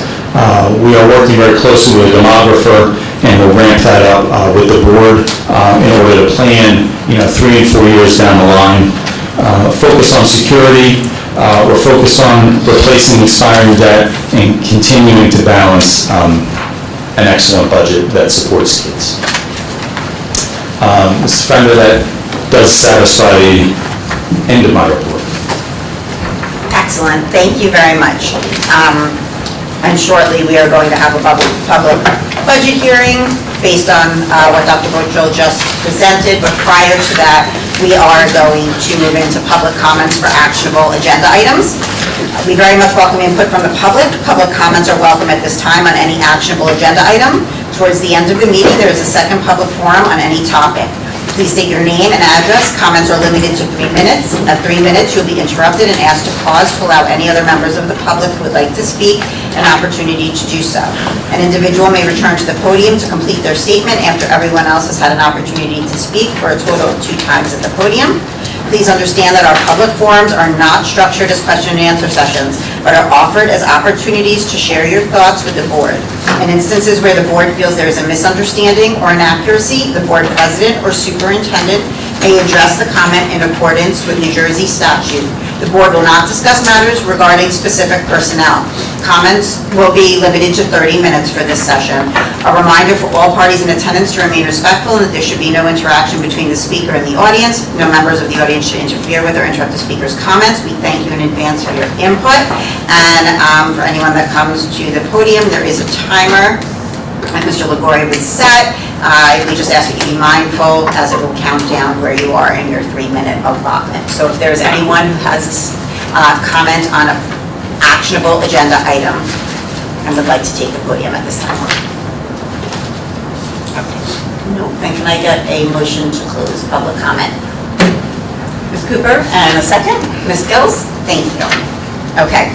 Next item is the approval of the minutes. So I'm going to ask the board for a motion to approve the public input and action and executive meeting minutes for March 15th, 2025, March 19th, 2025, March 25th, 2025, March 31st, 2025, and April 14th, 2025. Clearly, we have been busy. Can I get a motion, please, Ms. Rye, and a second? Ms. Santoro, thank you. And is there any discussion regarding all those minutes? And roll call, please. Mr. Baker? Yes. Ms. Ballard? Yes. Ms. Clark Emery? Yes. Ms. Cooper? Yes. Ms. Gills? Yes. Mrs. Santoro? Yes. Mrs. Rye? Yes. Mrs. Frenda? Yes. Motion passes. Okay, thank you. And as referenced just prior, I am going to now open the budget hearing for the 25-26 budget. The board is required to conduct a public hearing for the 25-26 budget. And on March 15, 2025, the Board of Education adopted a preliminary budget for the operation of the Somerset Hills Public Schools during the 25-26 school year and submitted it to the County Superintendent of Schools for approval. The approved budget and notice of a public hearing were advertised in the Bernardsville News and Courier News. Be it resolved that the board hereby opens the public hearing on the 25-26 budget. And we will start with board discussion, if there is any related to the proposed budget. I just wanted to, I've just been seeing so many widespread reports of so many districts having to lay off significant numbers of staff. So I just wanted to commend our administration for putting together such, a robust budget that enables us to make significant progress on our, curriculum and facility and personnel goals, and while maintaining our staffing. I think, thanks again, and especially in light of the decrease in tuition from Bedminster, and so I just wanted to commend the administration on that. We appreciate that. The development of a budget, as you know, and the board knows, is something that multiple committees also. Of course. Yeah. I didn't want to say the finance committee has been part of that, but I know that we've all been part of this as well. Yeah, and I would say that as a board, since I've come on, I've really been impressed with the level of desire to learn that you as a body have. And, from my seat, and, soon Mr. Liguori will know, and Dr. Butler certainly knows, that's really important for relationship development and for really understanding how to move forward in concert. So I appreciate the relationship. Yeah, I think, speaking as the institutional memory, I've seen our board for 18 years being very well run financially. I look at other school boards, and they're spending money not in places that I would have done it. So I think we've been under good leadership between various superintendents, various BAs, doing the right things. We're not that dependent on state aid. Because you look at these other districts, the one in it was in the paper this morning. They have the same amount of students, and they get $7 million. We only get $2 million. That's a huge number that we should be cognizant of. So we are very fortunate we're able to fund everything through our tax base, and our taxpayers are willing to pay that. It's not easy. Other school districts have a severe problem getting funding, and they get things turned down all the time. So, I think we've done a good job over the last 25 years trying to keep things going the right direction. I I would just also like to add to that, Dr. Rochelle and Dr. Butler and Ms. Karansky and our interim Bs, everyone gave a very robust retreat presentation. We've seen this presentation a number of times. I just really also wanted to comment on how responsive this budget is to the specific needs of our community, the needs of our students, the needs of our staff.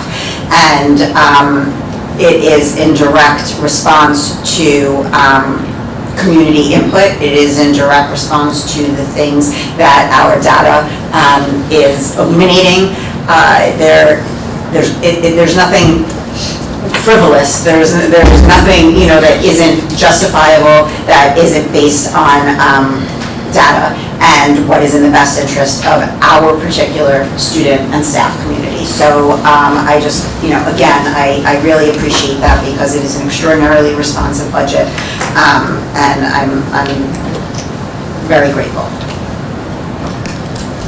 Is there anybody else? Well, I was going to say that too, but, coming from the other side of the desk, as a former teacher, I know that teachers were listened to in this budget in terms of what they needed in the classroom and for support for learning excellence in this district. And make no mistake about it, there is a lot of learning excellence that goes on in this district, which is not to say it's not happening in other districts.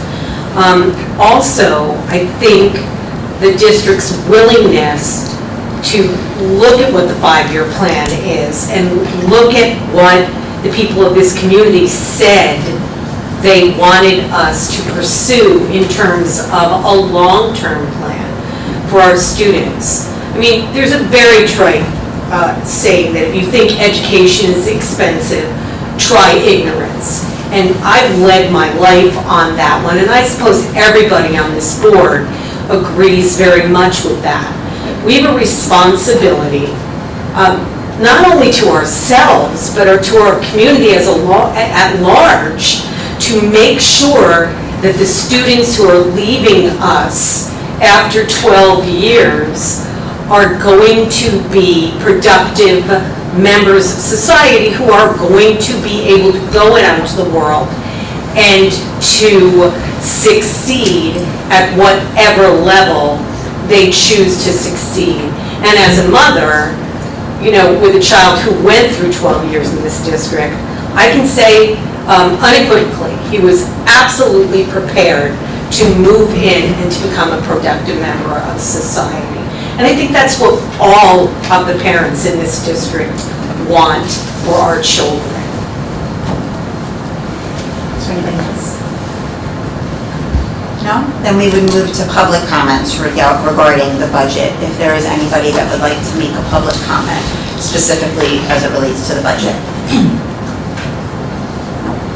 Okay, then I would like a motion to close the public hearing, please. Ms. Cooper? And Mr. Baker, second. Thank you. Okay, and then, as it pertains to the budget, I would like to ask for a motion to approve action items number 1 and 2 on the agenda. Ms. Santoro, second. Ms. Rye, and is there any further discussion? Okay, then roll call, please. Ms. Ballard, Yes. Ms. Clark Emery, Yes. Ms. Cooper, Yes. Ms. Gills, Yes. Mrs. Santoro, Yes. Mrs. Rye, Yes. Mr. Baker, Yes. Mrs. Frendo. Yes. Motion passes. Okay, then we will move into the business operations report from Mr. Baker, please.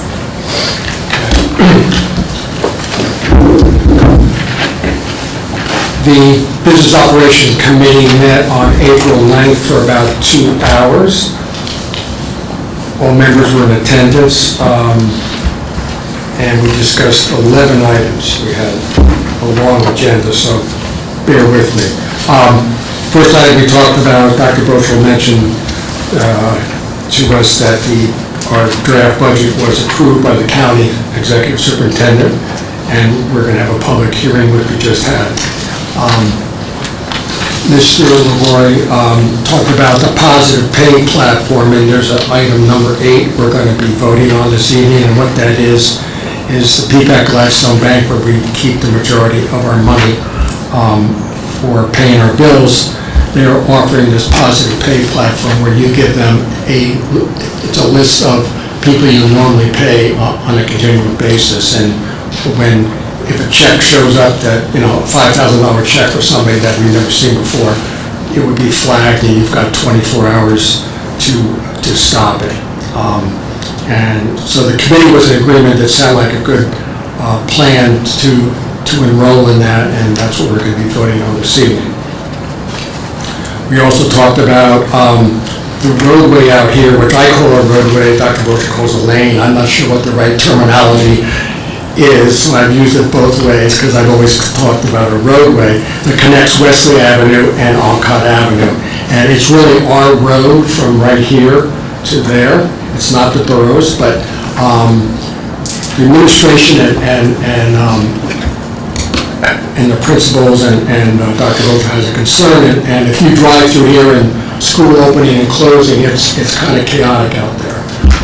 It's somewhat dangerous for pedestrians crossing back and forth. So one thought is to make it one way in one direction, either during all the school hours, part of school hours, all day long. We don't know what the best option is. So we're going to vote tonight to allow our engineering company to spend $5,000 maximum for a feasibility study. They'll probably give us a couple options, is my guess. Most engineering studies are going to be multiple options. You think about the public drives through there as a shortcut to and from roads their whole lives, so it would be an impact on the public in the neighborhood, so we have to be cognizant of that. So I'm sure we're not going to resolve this next month. Next item we talked about, Dr. Brocher mentions that there's a student-led committee on improving the food service, not the food service, the quality of the food, I should say, because I think Mashios does a good job providing the food every day and making sure it's on time. It's just making recommendations to make the food what the students think is appropriate from a health-wise, from a taste-wise, and I think they've given Mashios some recommendations. And I think personally, as I've eaten the food over the years, the food has improved here in the schools. I remember when I first came here, it was pretty awful.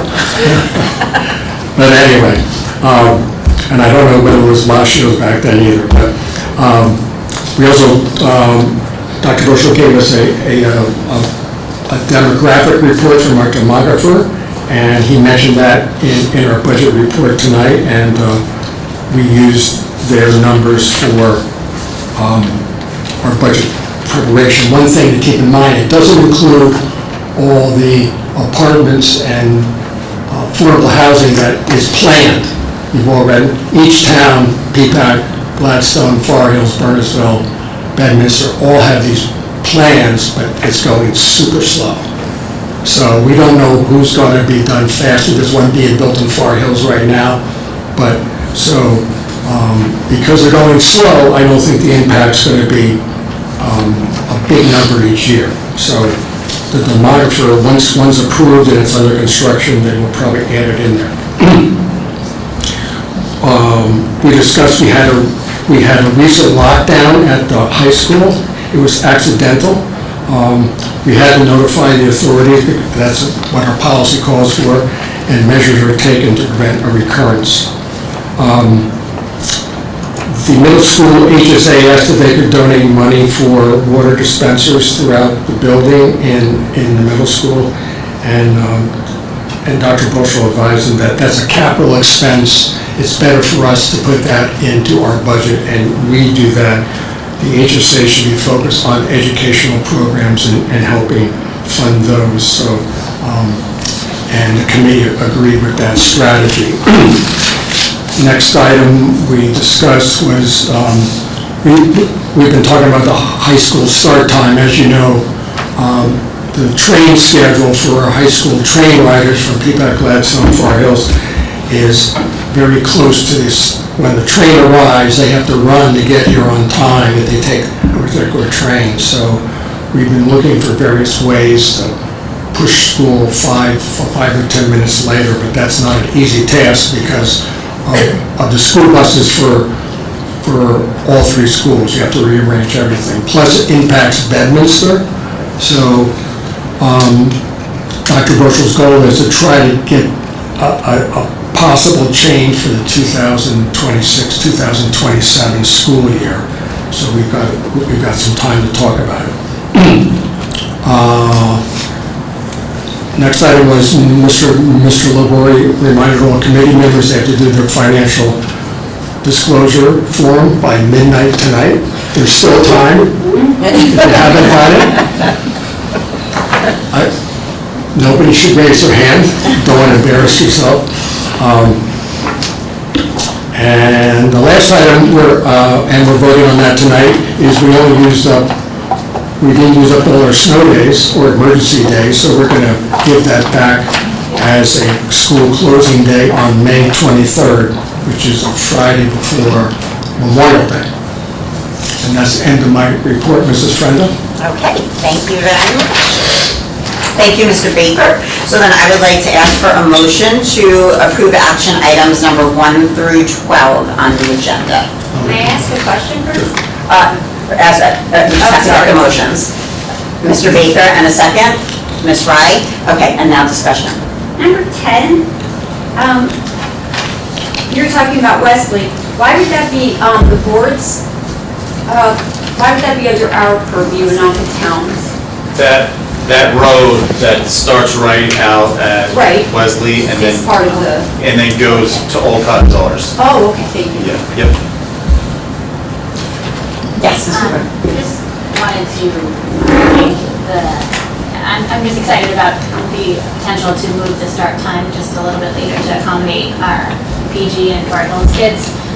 We've been asking this for a very long time. So I would really like to see this done by the next year, like the 2026-2027 year, as we discussed, because this is something that would really benefit a lot of kids, I think. Yeah, I appreciate that. Just to kind of provide some context there, we, years ago, or whenever it was, when we looked at it, Somerset Hills School District had subcontracted out their transportation, and so there were a lot of logistics there. We brought transportation in-house, things are in order and good shape. We have a partner in Bedminster, and they still contract out. And they actually went through a mid-year vendor shift, which I wouldn't wish on any school district. Frankly, they did beautifully with that transition. So I have met with their provider. I have met with Bedminster, and Bedminster is aware that we would like to take advantage of like that later train that arrives here about 10 or 15 minutes, prior to opening rather than an hour. So we're optimistic. The timing wasn't right at this point in the year. At that point, to be fair to Bedminster, their budget was already at the county. And, certainly as the sending district, they could have made modifications in their budget, but I just didn't feel right in my gut, really drawing the line there. So they've been very receptive, very open to it, and understanding too. So, I'll certainly keep everybody posted. Is there anybody else for discussion? If anyone else has anything to say. Just regard to that point, I would love it if we can also just proactively for the delayed opening days and just to have, a plan like we've been doing this, towards the end of the year this year for a way to get the kids to school so that, because the trains do not line up with the delay. Yeah, what we'll do, and I apologize, that was on me for the one delayed opening this year. We will have a pickup spot for kids to get picked up at out in PG and Fort Hills, and we'll bring them in as long as they can get to us. I think they were at the train stations. We've done it previously Yeah, we have. at each of the train stations. Yeah, and that's, that was an oversight on my part, a 4 AM oversight. Yeah. Is there anybody else? Okay, then roll call, please. Ms. Clark Emery, Yes. Mrs. Cooper, Yes. Ms. Gills, Yes. Mrs. Santoro, Yes. Mrs. Rye, Yes. Mr. Baker, Yes. Ms. Ballard, Yes. Mrs. Frenda. Yes. Motion carries. Okay, before we move on, does anybody have anything for new or old business as it relates to business operations? Nope. Okay, then we will move into curriculum. Ms. Cooper, please. The curriculum committee met Tuesday, April 8th for 2.5 hours. Committee members attending included Ms. Hoppy, Ms. Rye, Ms. Brenda, and me, and we were joined by Mrs. Santoro, Dr. Brochel, Dr. Butler, Ms. Barna, and Mr. Catelli. We began the meeting with a discussion of the new 20th year application for our multi-language learners with Mr. Catelli. We briefly discussed this last month, but this is a new policy and set of procedures designed for our multi-language learners who may need additional time to complete their graduation requirements due to the age at which they enrolled. Under current New Jersey statute, students are entitled to remain enrolled in public schools until age 20. At the high school, students have been permitted to complete the school year during which they turn 20 if they are on track to graduate, but not all ML students are able to complete graduation requirements before turning 21 because they may have started high school when they were older. The proposed policy will ensure that MLLs who will turn 21 during the school year but need additional time to complete the graduation requirements will have an opportunity to earn their diploma. The proposed policy update will create an application process for MLLs and former MLLs to complete the school year during which they turn 21 if they are able to graduate that year. Families will be provided information about this option during the course scheduling process. Eligible students include those who are currently identified as an ML student or a former ML student, have been consecutively enrolled for at least 1 year and 1 semester, have no record of significant disciplinary infractions, and can complete graduation requirements in the petition school year. There must also be available space in the required programs.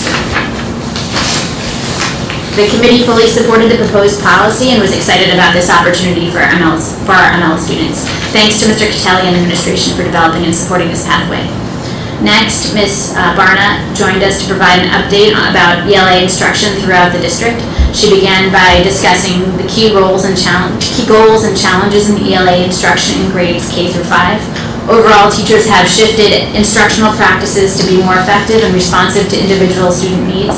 In 2023, NJSLA standards prioritize the language domain to underscore the critical importance of developing foundational reading and writing skills. And she also presented the rationale underlying the reading rope, which represents how language comprehension and word recognition form the foundation for the development of skilled reading and serve as the basis for ELA instructional decisions at Bedwell. Recent reading research also emphasized the importance of ensuring that the 5 pillars of reading instruction, which include phonemic awareness, phonics, fluency, vocabulary, and comprehension, are thoroughly incorporated into the ELA curriculum at Bedwell. For example, in grades K through 2, the Foundations program has been implemented to assist in phonemic awareness, phonics, and fluency, and the team systematically uses decoding assessments and data tracking systems to target classroom instruction and intervention. Ongoing professional development on the science of reading practices, oral language development, fluency, and vocabulary is also underway. Recent changes in ELA instruction were designed to promote mastery in both language comprehension and word recognition.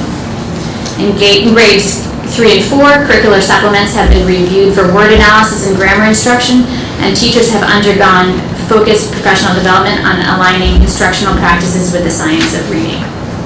In the middle school, grading practices have been aligned to clearly communicate progress, and teachers have participated in an intensive year-long grammar professional development program and are working to ensure that their instructional activities align with research-backed methodologies. At the high school, professional development has focused on centering interpretation and analysis. Teachers have also revamped the use of no-read ink, implemented Common Lit benchmark assessments, increased the number of text read by incorporating book clubs into class time, and aligned grading practices to clearly communicate proficiency. So next, we discussed rates of chronic absenteeism in Bedwell and the need for a corrective action plan to address this ongoing concern, which Dr. Brochel just reviewed in his report. The committee fully supported the plan given the adverse consequences of chronic absenteeism. Finally, we reviewed projected class sizes at Bedwell for the 2025 and 2026 school year. The committee fully supported the administration's recommendations. We ran out of time before we had a chance to address all of the items on the agenda, but no concerns were raised regarding professional development or field trip requests on the agenda for approval. And Dr. Butler mentioned that the administration was still in the process of gathering and analyzing data for the comprehensive equity plan and development. The school performance report for 2023 and 2024 is now available, which provides a very useful snapshot of the district's academic progress. And that concludes my report. Okay, thank you very much, Ms. Cooper. I would like to ask for a motion to approve action items number 1 through 10 on the agenda. Ms. Cooper, and a second. Ms. Ballard, and is there any discussion related to the curriculum? I have a question, Dr. Burchell, about the survey on chronic absenteeism in your report.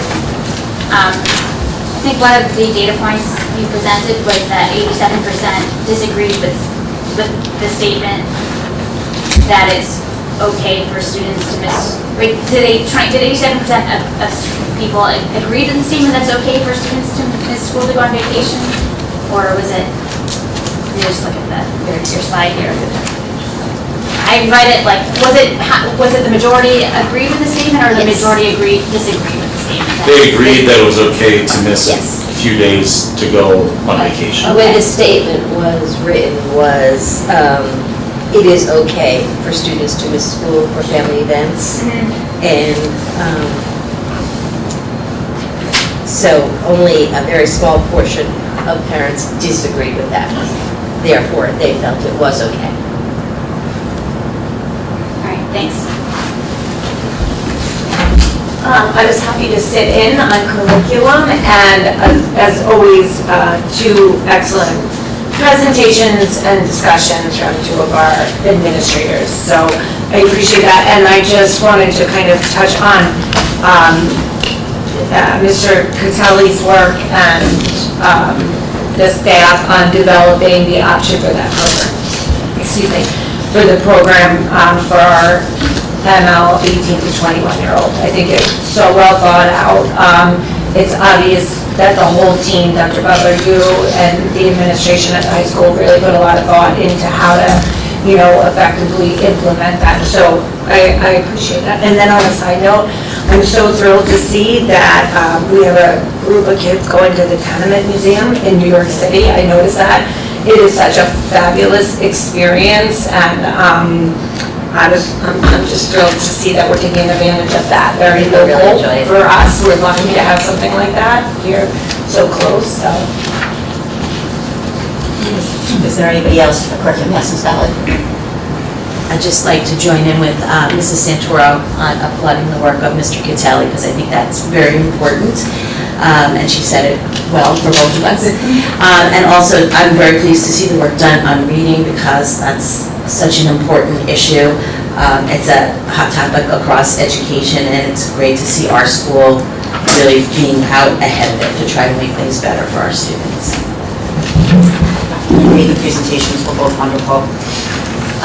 Is there anybody else? No? Okay. Then roll call, please. Ms. Cooper, Yes. Ms. Gills, Yes. Mrs. Santoro, Yes. Mrs. Rye, Yes. Mr. Baker, Yes. Ms. Ballard, Yes. Ms. Clark Emery, Yes. Mrs. Frenda. Yes. Motion carries. Okay, does anybody have anything for old or new business for curriculum before we move on? Okay, then Ms. Ballard, personnel. All right, so the Policy and Personnel Committee met on April 10th for about an hour and 15 minutes. In attendance were myself, Mrs. Clark Emery, Mrs. Frenda, Mr. Baker, and Dr. Brochel. As usual, there's not that much to report out, but I will share that Dr. Brochel presented a proposed new custodial and maintenance organization chart, which is designed to increase the efficiency of this department. Dr. Brochel also spoke to the increase in the average class size for grade 4 as 5 third grade sections become 4 fourth grade sections next year. He has met with both parents and teachers about this upcoming change. And that is the end of the personnel report. Okay, thank you very much. And I would like to ask at this time for a motion to approve action items number 1 through 15 on the agenda. And I have a motion. Ms. Cooper, and a second. Ms. Rye, and any discussion related to personnel? Okay, then roll call, please. Ms. Gills, Yes. Mrs. Santoro, Yes. Mrs. Wright, Yes. Mr. Baker, Yes. Ms. Ballard, Yes. Ms. Clark Emery, Yes. Ms. Cooper, Yes. Mrs. Frenda. Yes. Motion carries. Okay, and does anyone have anything for new or old business before we move on for personnel? No, then right back to Ms. Ballard for policy. So then we started talking about policy. One of the policies we've been talking about is P0164, conduct of board meeting. We had a brief discussion on this for the reasoning for the timing of public comments. One of the things that was notable was that the meeting format we utilize is recommended by NJSBA, but we want time to discuss it. We're missing 2 key members of our committee, and so we will revisit this next month. A committee member also raised a concern around PS 5511, dress and grooming, for review and discussion. Of note was the distinction in the dress codes between various schools, with the Bedwell School dress code being the most in-depth. A discussion ensued as to the possibilities of change to the dress code, enforcement of the dress code, and impact of the dress code. The general consensus was that the dress code didn't seem to be problematic, but Dr. Brochel agreed to contact the principals of each school and see what might be needed from the board in terms of support for or change in dress code. And PS 5516, this is also a continuing saga, the use of electronic communication and recording device. Dr. Brochel has spoken to superintendents in other school districts to see what their policies entail and how they are working. As noted previously, a task force headed by Dr. Butler and including Ms. Cooper will address this issue going forward, so we certainly will hear more about this. And that's my report. Okay, thank you very much. We do not have any items to move for this month, so is there any discussion that anyone would like to participate in regarding policy? No? Okay. Appreciate you tabling that conversation until, sorry to miss, but, Actually, I do have a question. Would we ever consider uniforms for the kids? Because that would really level the kids off, like, you know, how they may wear certain brands and other kids can't. Wearing a uniform kind of gets rid of that pressure, I think. Forget it, you know, we don't need a dress code, we have a uniform. Everyone is dressed the same, nobody is showing off what their parents can afford. And I just thought that might be a nice idea. I think that is something for further committee discussion. Right. Yeah, certainly. Thank you. So we could put that towards new or old business. And is there anything else that anybody would like to contribute? No? Okay. Student services, Ms. Santoro, is there anything? So I don't have anything to report because we didn't meet this month. We combined our meeting. We'll be meeting shortly next week. So we just have to move our agenda items from our heads. Okay, perfect, thank you. So then I would like to ask for a motion to approve action items number 1 through 4 on the agenda. I'll make the motion. Ms. Santoro, and a second. Ms. Cooper, thank you, and is there any discussion for student services?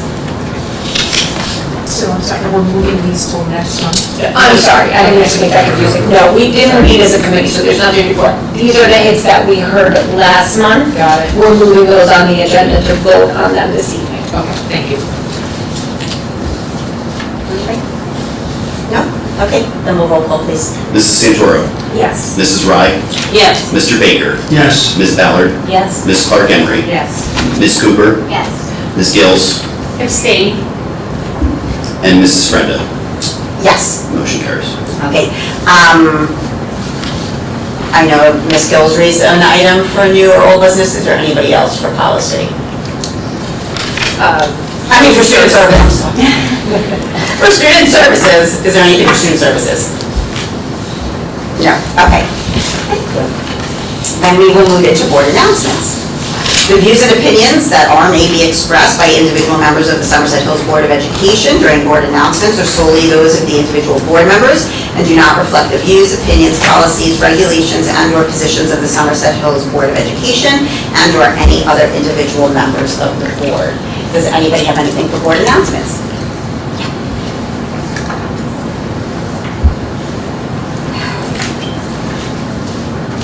I have to thank the board for their patience, you have shown me as I work to regain my footing. Special thank you to Dr. Butler, who was my first point of contact. When I began to recognize that I temporarily needed to disconnect from everyone and everything. Dr. Brochel, thank you for being so accommodating. To Heather, again, Dr. Brochel, Dr. Butler, thank you for your calls, texts, emails, and your concern. Each time you reached out to me, it felt as if you were giving me a piece of your heart to fill the holes that had formed in mine. Holly, I can never adequately express how grateful I am for your help and love. You threw me a lifeline, which I continue to hold. To those who placed me on this board, I must thank you as well. My need to not let down the individuals who trusted me with their vote kept me fighting to get better. Finally, to my children and my spouse, who had the unfortunate experience of watching me struggle. Without them, I am certain I would have had to step down from my position on this board.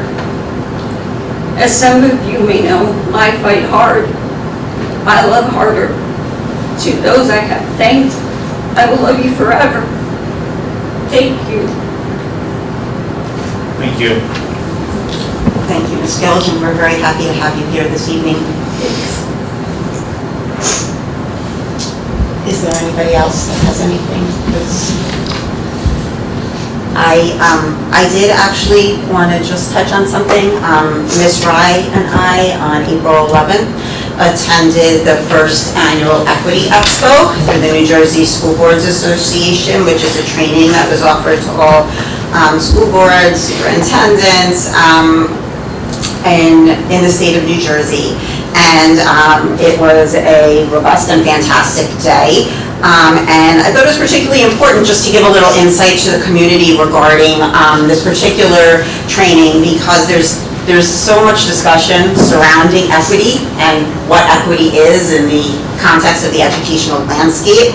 And so I just kind of wanted to give a little bit of a view into what it actually looks like. So we started the day with a keynote address from a gentleman named LeDerick Horn.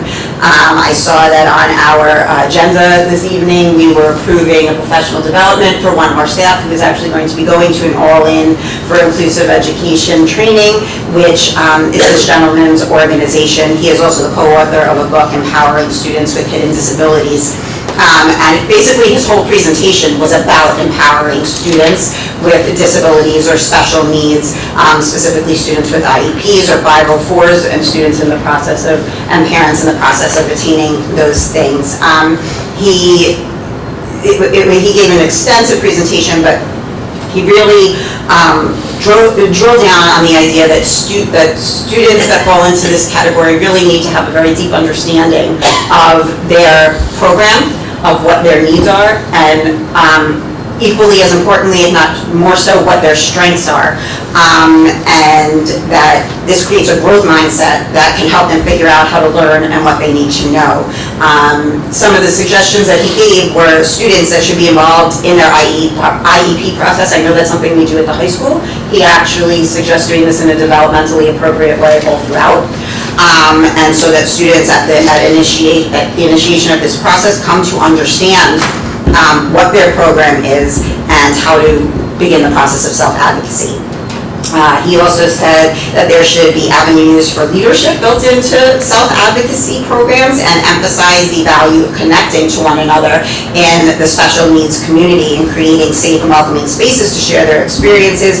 He shared some ideas of things that have been successful, like creating transition or self-advocacy clubs for special needs students, inviting college students who have had special needs to speak with high school students, bringing high school students with special needs to talk to elementary and middle school students, and how this contributes to building bridges of hope and should also include celebrating district-wide the accomplishments of our special needs students.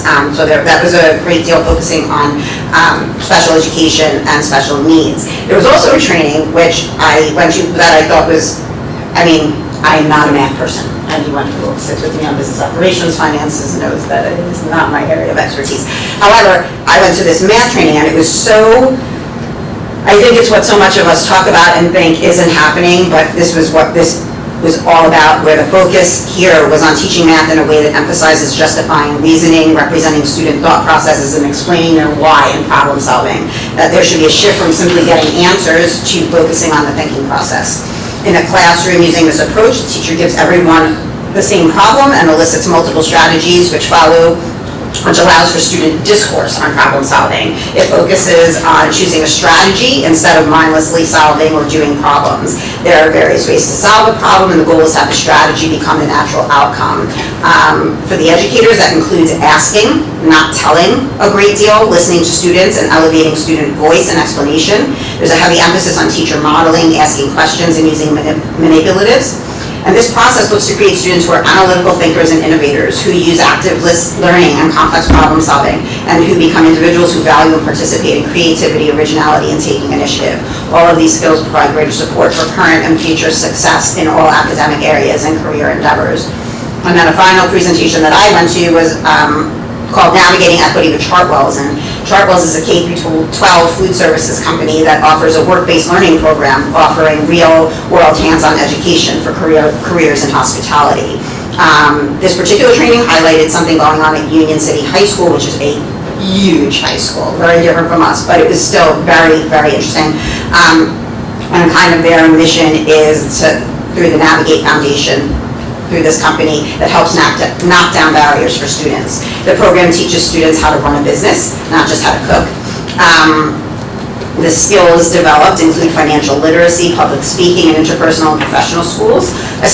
Students in the program work for 12 to 16 weeks, a full semester, which can and does lead to full-time employment through Compass, which is Chartwell's parent company. Students graduate with 5 stackable certifications, allowing them to leave high school highly qualified in the hospitality and food services industry. So these were just some of the things that were involved in an equity conference, and I think they are very different than some of the things that are typically associated when we discuss this, and how this benefits all kids and provides opportunities for every kid, whether they are comfortable and thrive in a traditional classroom environment, or perhaps are looking for alternate routes and alternate learning experiences. So I just really wanted to share that with the board and with the public, and I hope it was helpful. And I just want to piggyback on one of the things that I really heard that stuck with me was, that he talked about, the keynote speaker talked about 3 levels of advocacy. And first of all, knowledge of yourself, know who you are, then understand what you deserve, right? And it's not, it's not like, oh, I'm not smart, so I don't deserve this.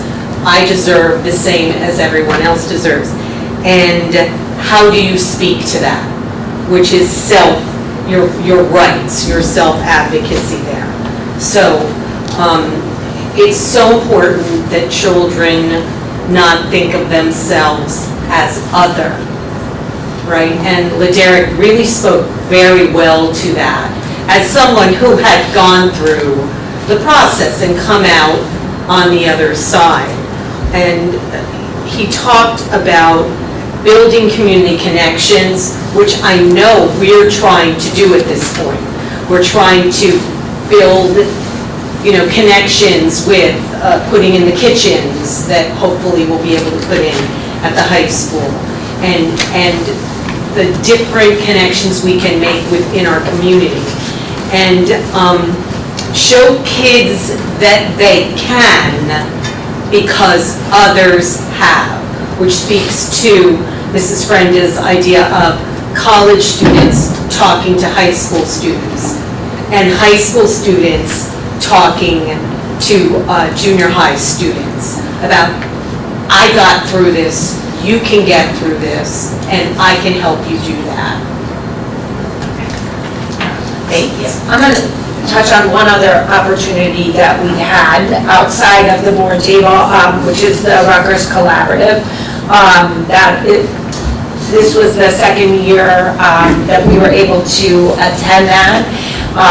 And that's the work we're doing with our administration and Shay and as a board. And again, it was a wonderful day, very fruitful, very inspiring. And I'm glad to see all the various parties really committed to this process, because watching the schools that have implemented this program, it's really inspiring to see what they're able to do and how every school district does it differently. And I know, Dr. Rochelle, you're embarking on a lot of work with your team to figure out how that is going to unfold and look here. But I'm so excited to see that, because I think that it will just help our district as a whole work together and really be able to take our students' experience to new levels. So just wanted to Couldn't agree more. Yeah, if I could just kind of build on that. The day after you were there, or the week after, the reps from the teacher side and the association joined the administration again for a full day, equally as productive. We'll be back at it later in the month, and we're just kind of firming up logistics there. There are real life processes taking place in this district, literally as we speak, where we're able to work with the Education Association around very complicated problems, and really join together and discuss them, number one, and come up with positive, productive solutions. And candidly, that philosophy wasn't here 2 years ago. But everybody in the district has been really open to looking at problems through a different lens. And there isn't a day that goes by that I take a preconception about an item or an issue and I'm able to have that illuminated by a member of the school-based administration, a member of the Teachers Association, a classroom teacher, they're able to say, oh no, Dr. B, this is what we're talking about. And I'm like, oh, okay. So just being able to structure opportunities to have dialogue is a big takeaway.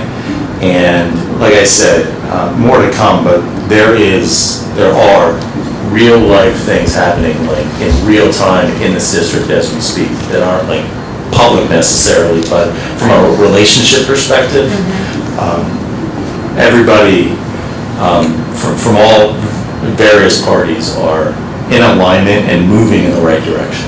Absolutely. I mean, there is an absolute commitment by all parties to really working this process together as a team and seeing where we can go. So it's really great work. And tremendous gratitude to all those parties involved, because it's not just something that we're going through. The enthusiastic participation and the learning that goes on is, there are good things to come. So with that, we will move into public comments. Public comments are welcome at this time on any topic. Please state your name and address. Comments are limited to 3 minutes. At 3 minutes, you will be interrupted and asked to pause to allow any other members of the public who would like to speak an opportunity to do so. An individual may return to the podium to complete their statement after everyone else has had an opportunity to speak for a total of 2 times at the podium. Please understand that our public forums are not structured as question and answer sessions, but are offered as opportunities to share your thoughts with the board. In instances where the board feels there is a misunderstanding or inaccuracy, the board president or superintendent may address the comment. In accordance with New Jersey statute, the board will not discuss matters regarding specific personnel. A reminder for all parties in attendance to remain respectful and that there should be no interaction between the speaker and the audience. No members of the audience should interfere with or interrupt the speaker's comments. We thank you in advance for your input. Again, we just ask that you refer to the timer that Mr. LaGloria will set if someone takes the podium so that you're aware of the time remaining on your 3 minutes. Is there anybody that would like to make a public comment?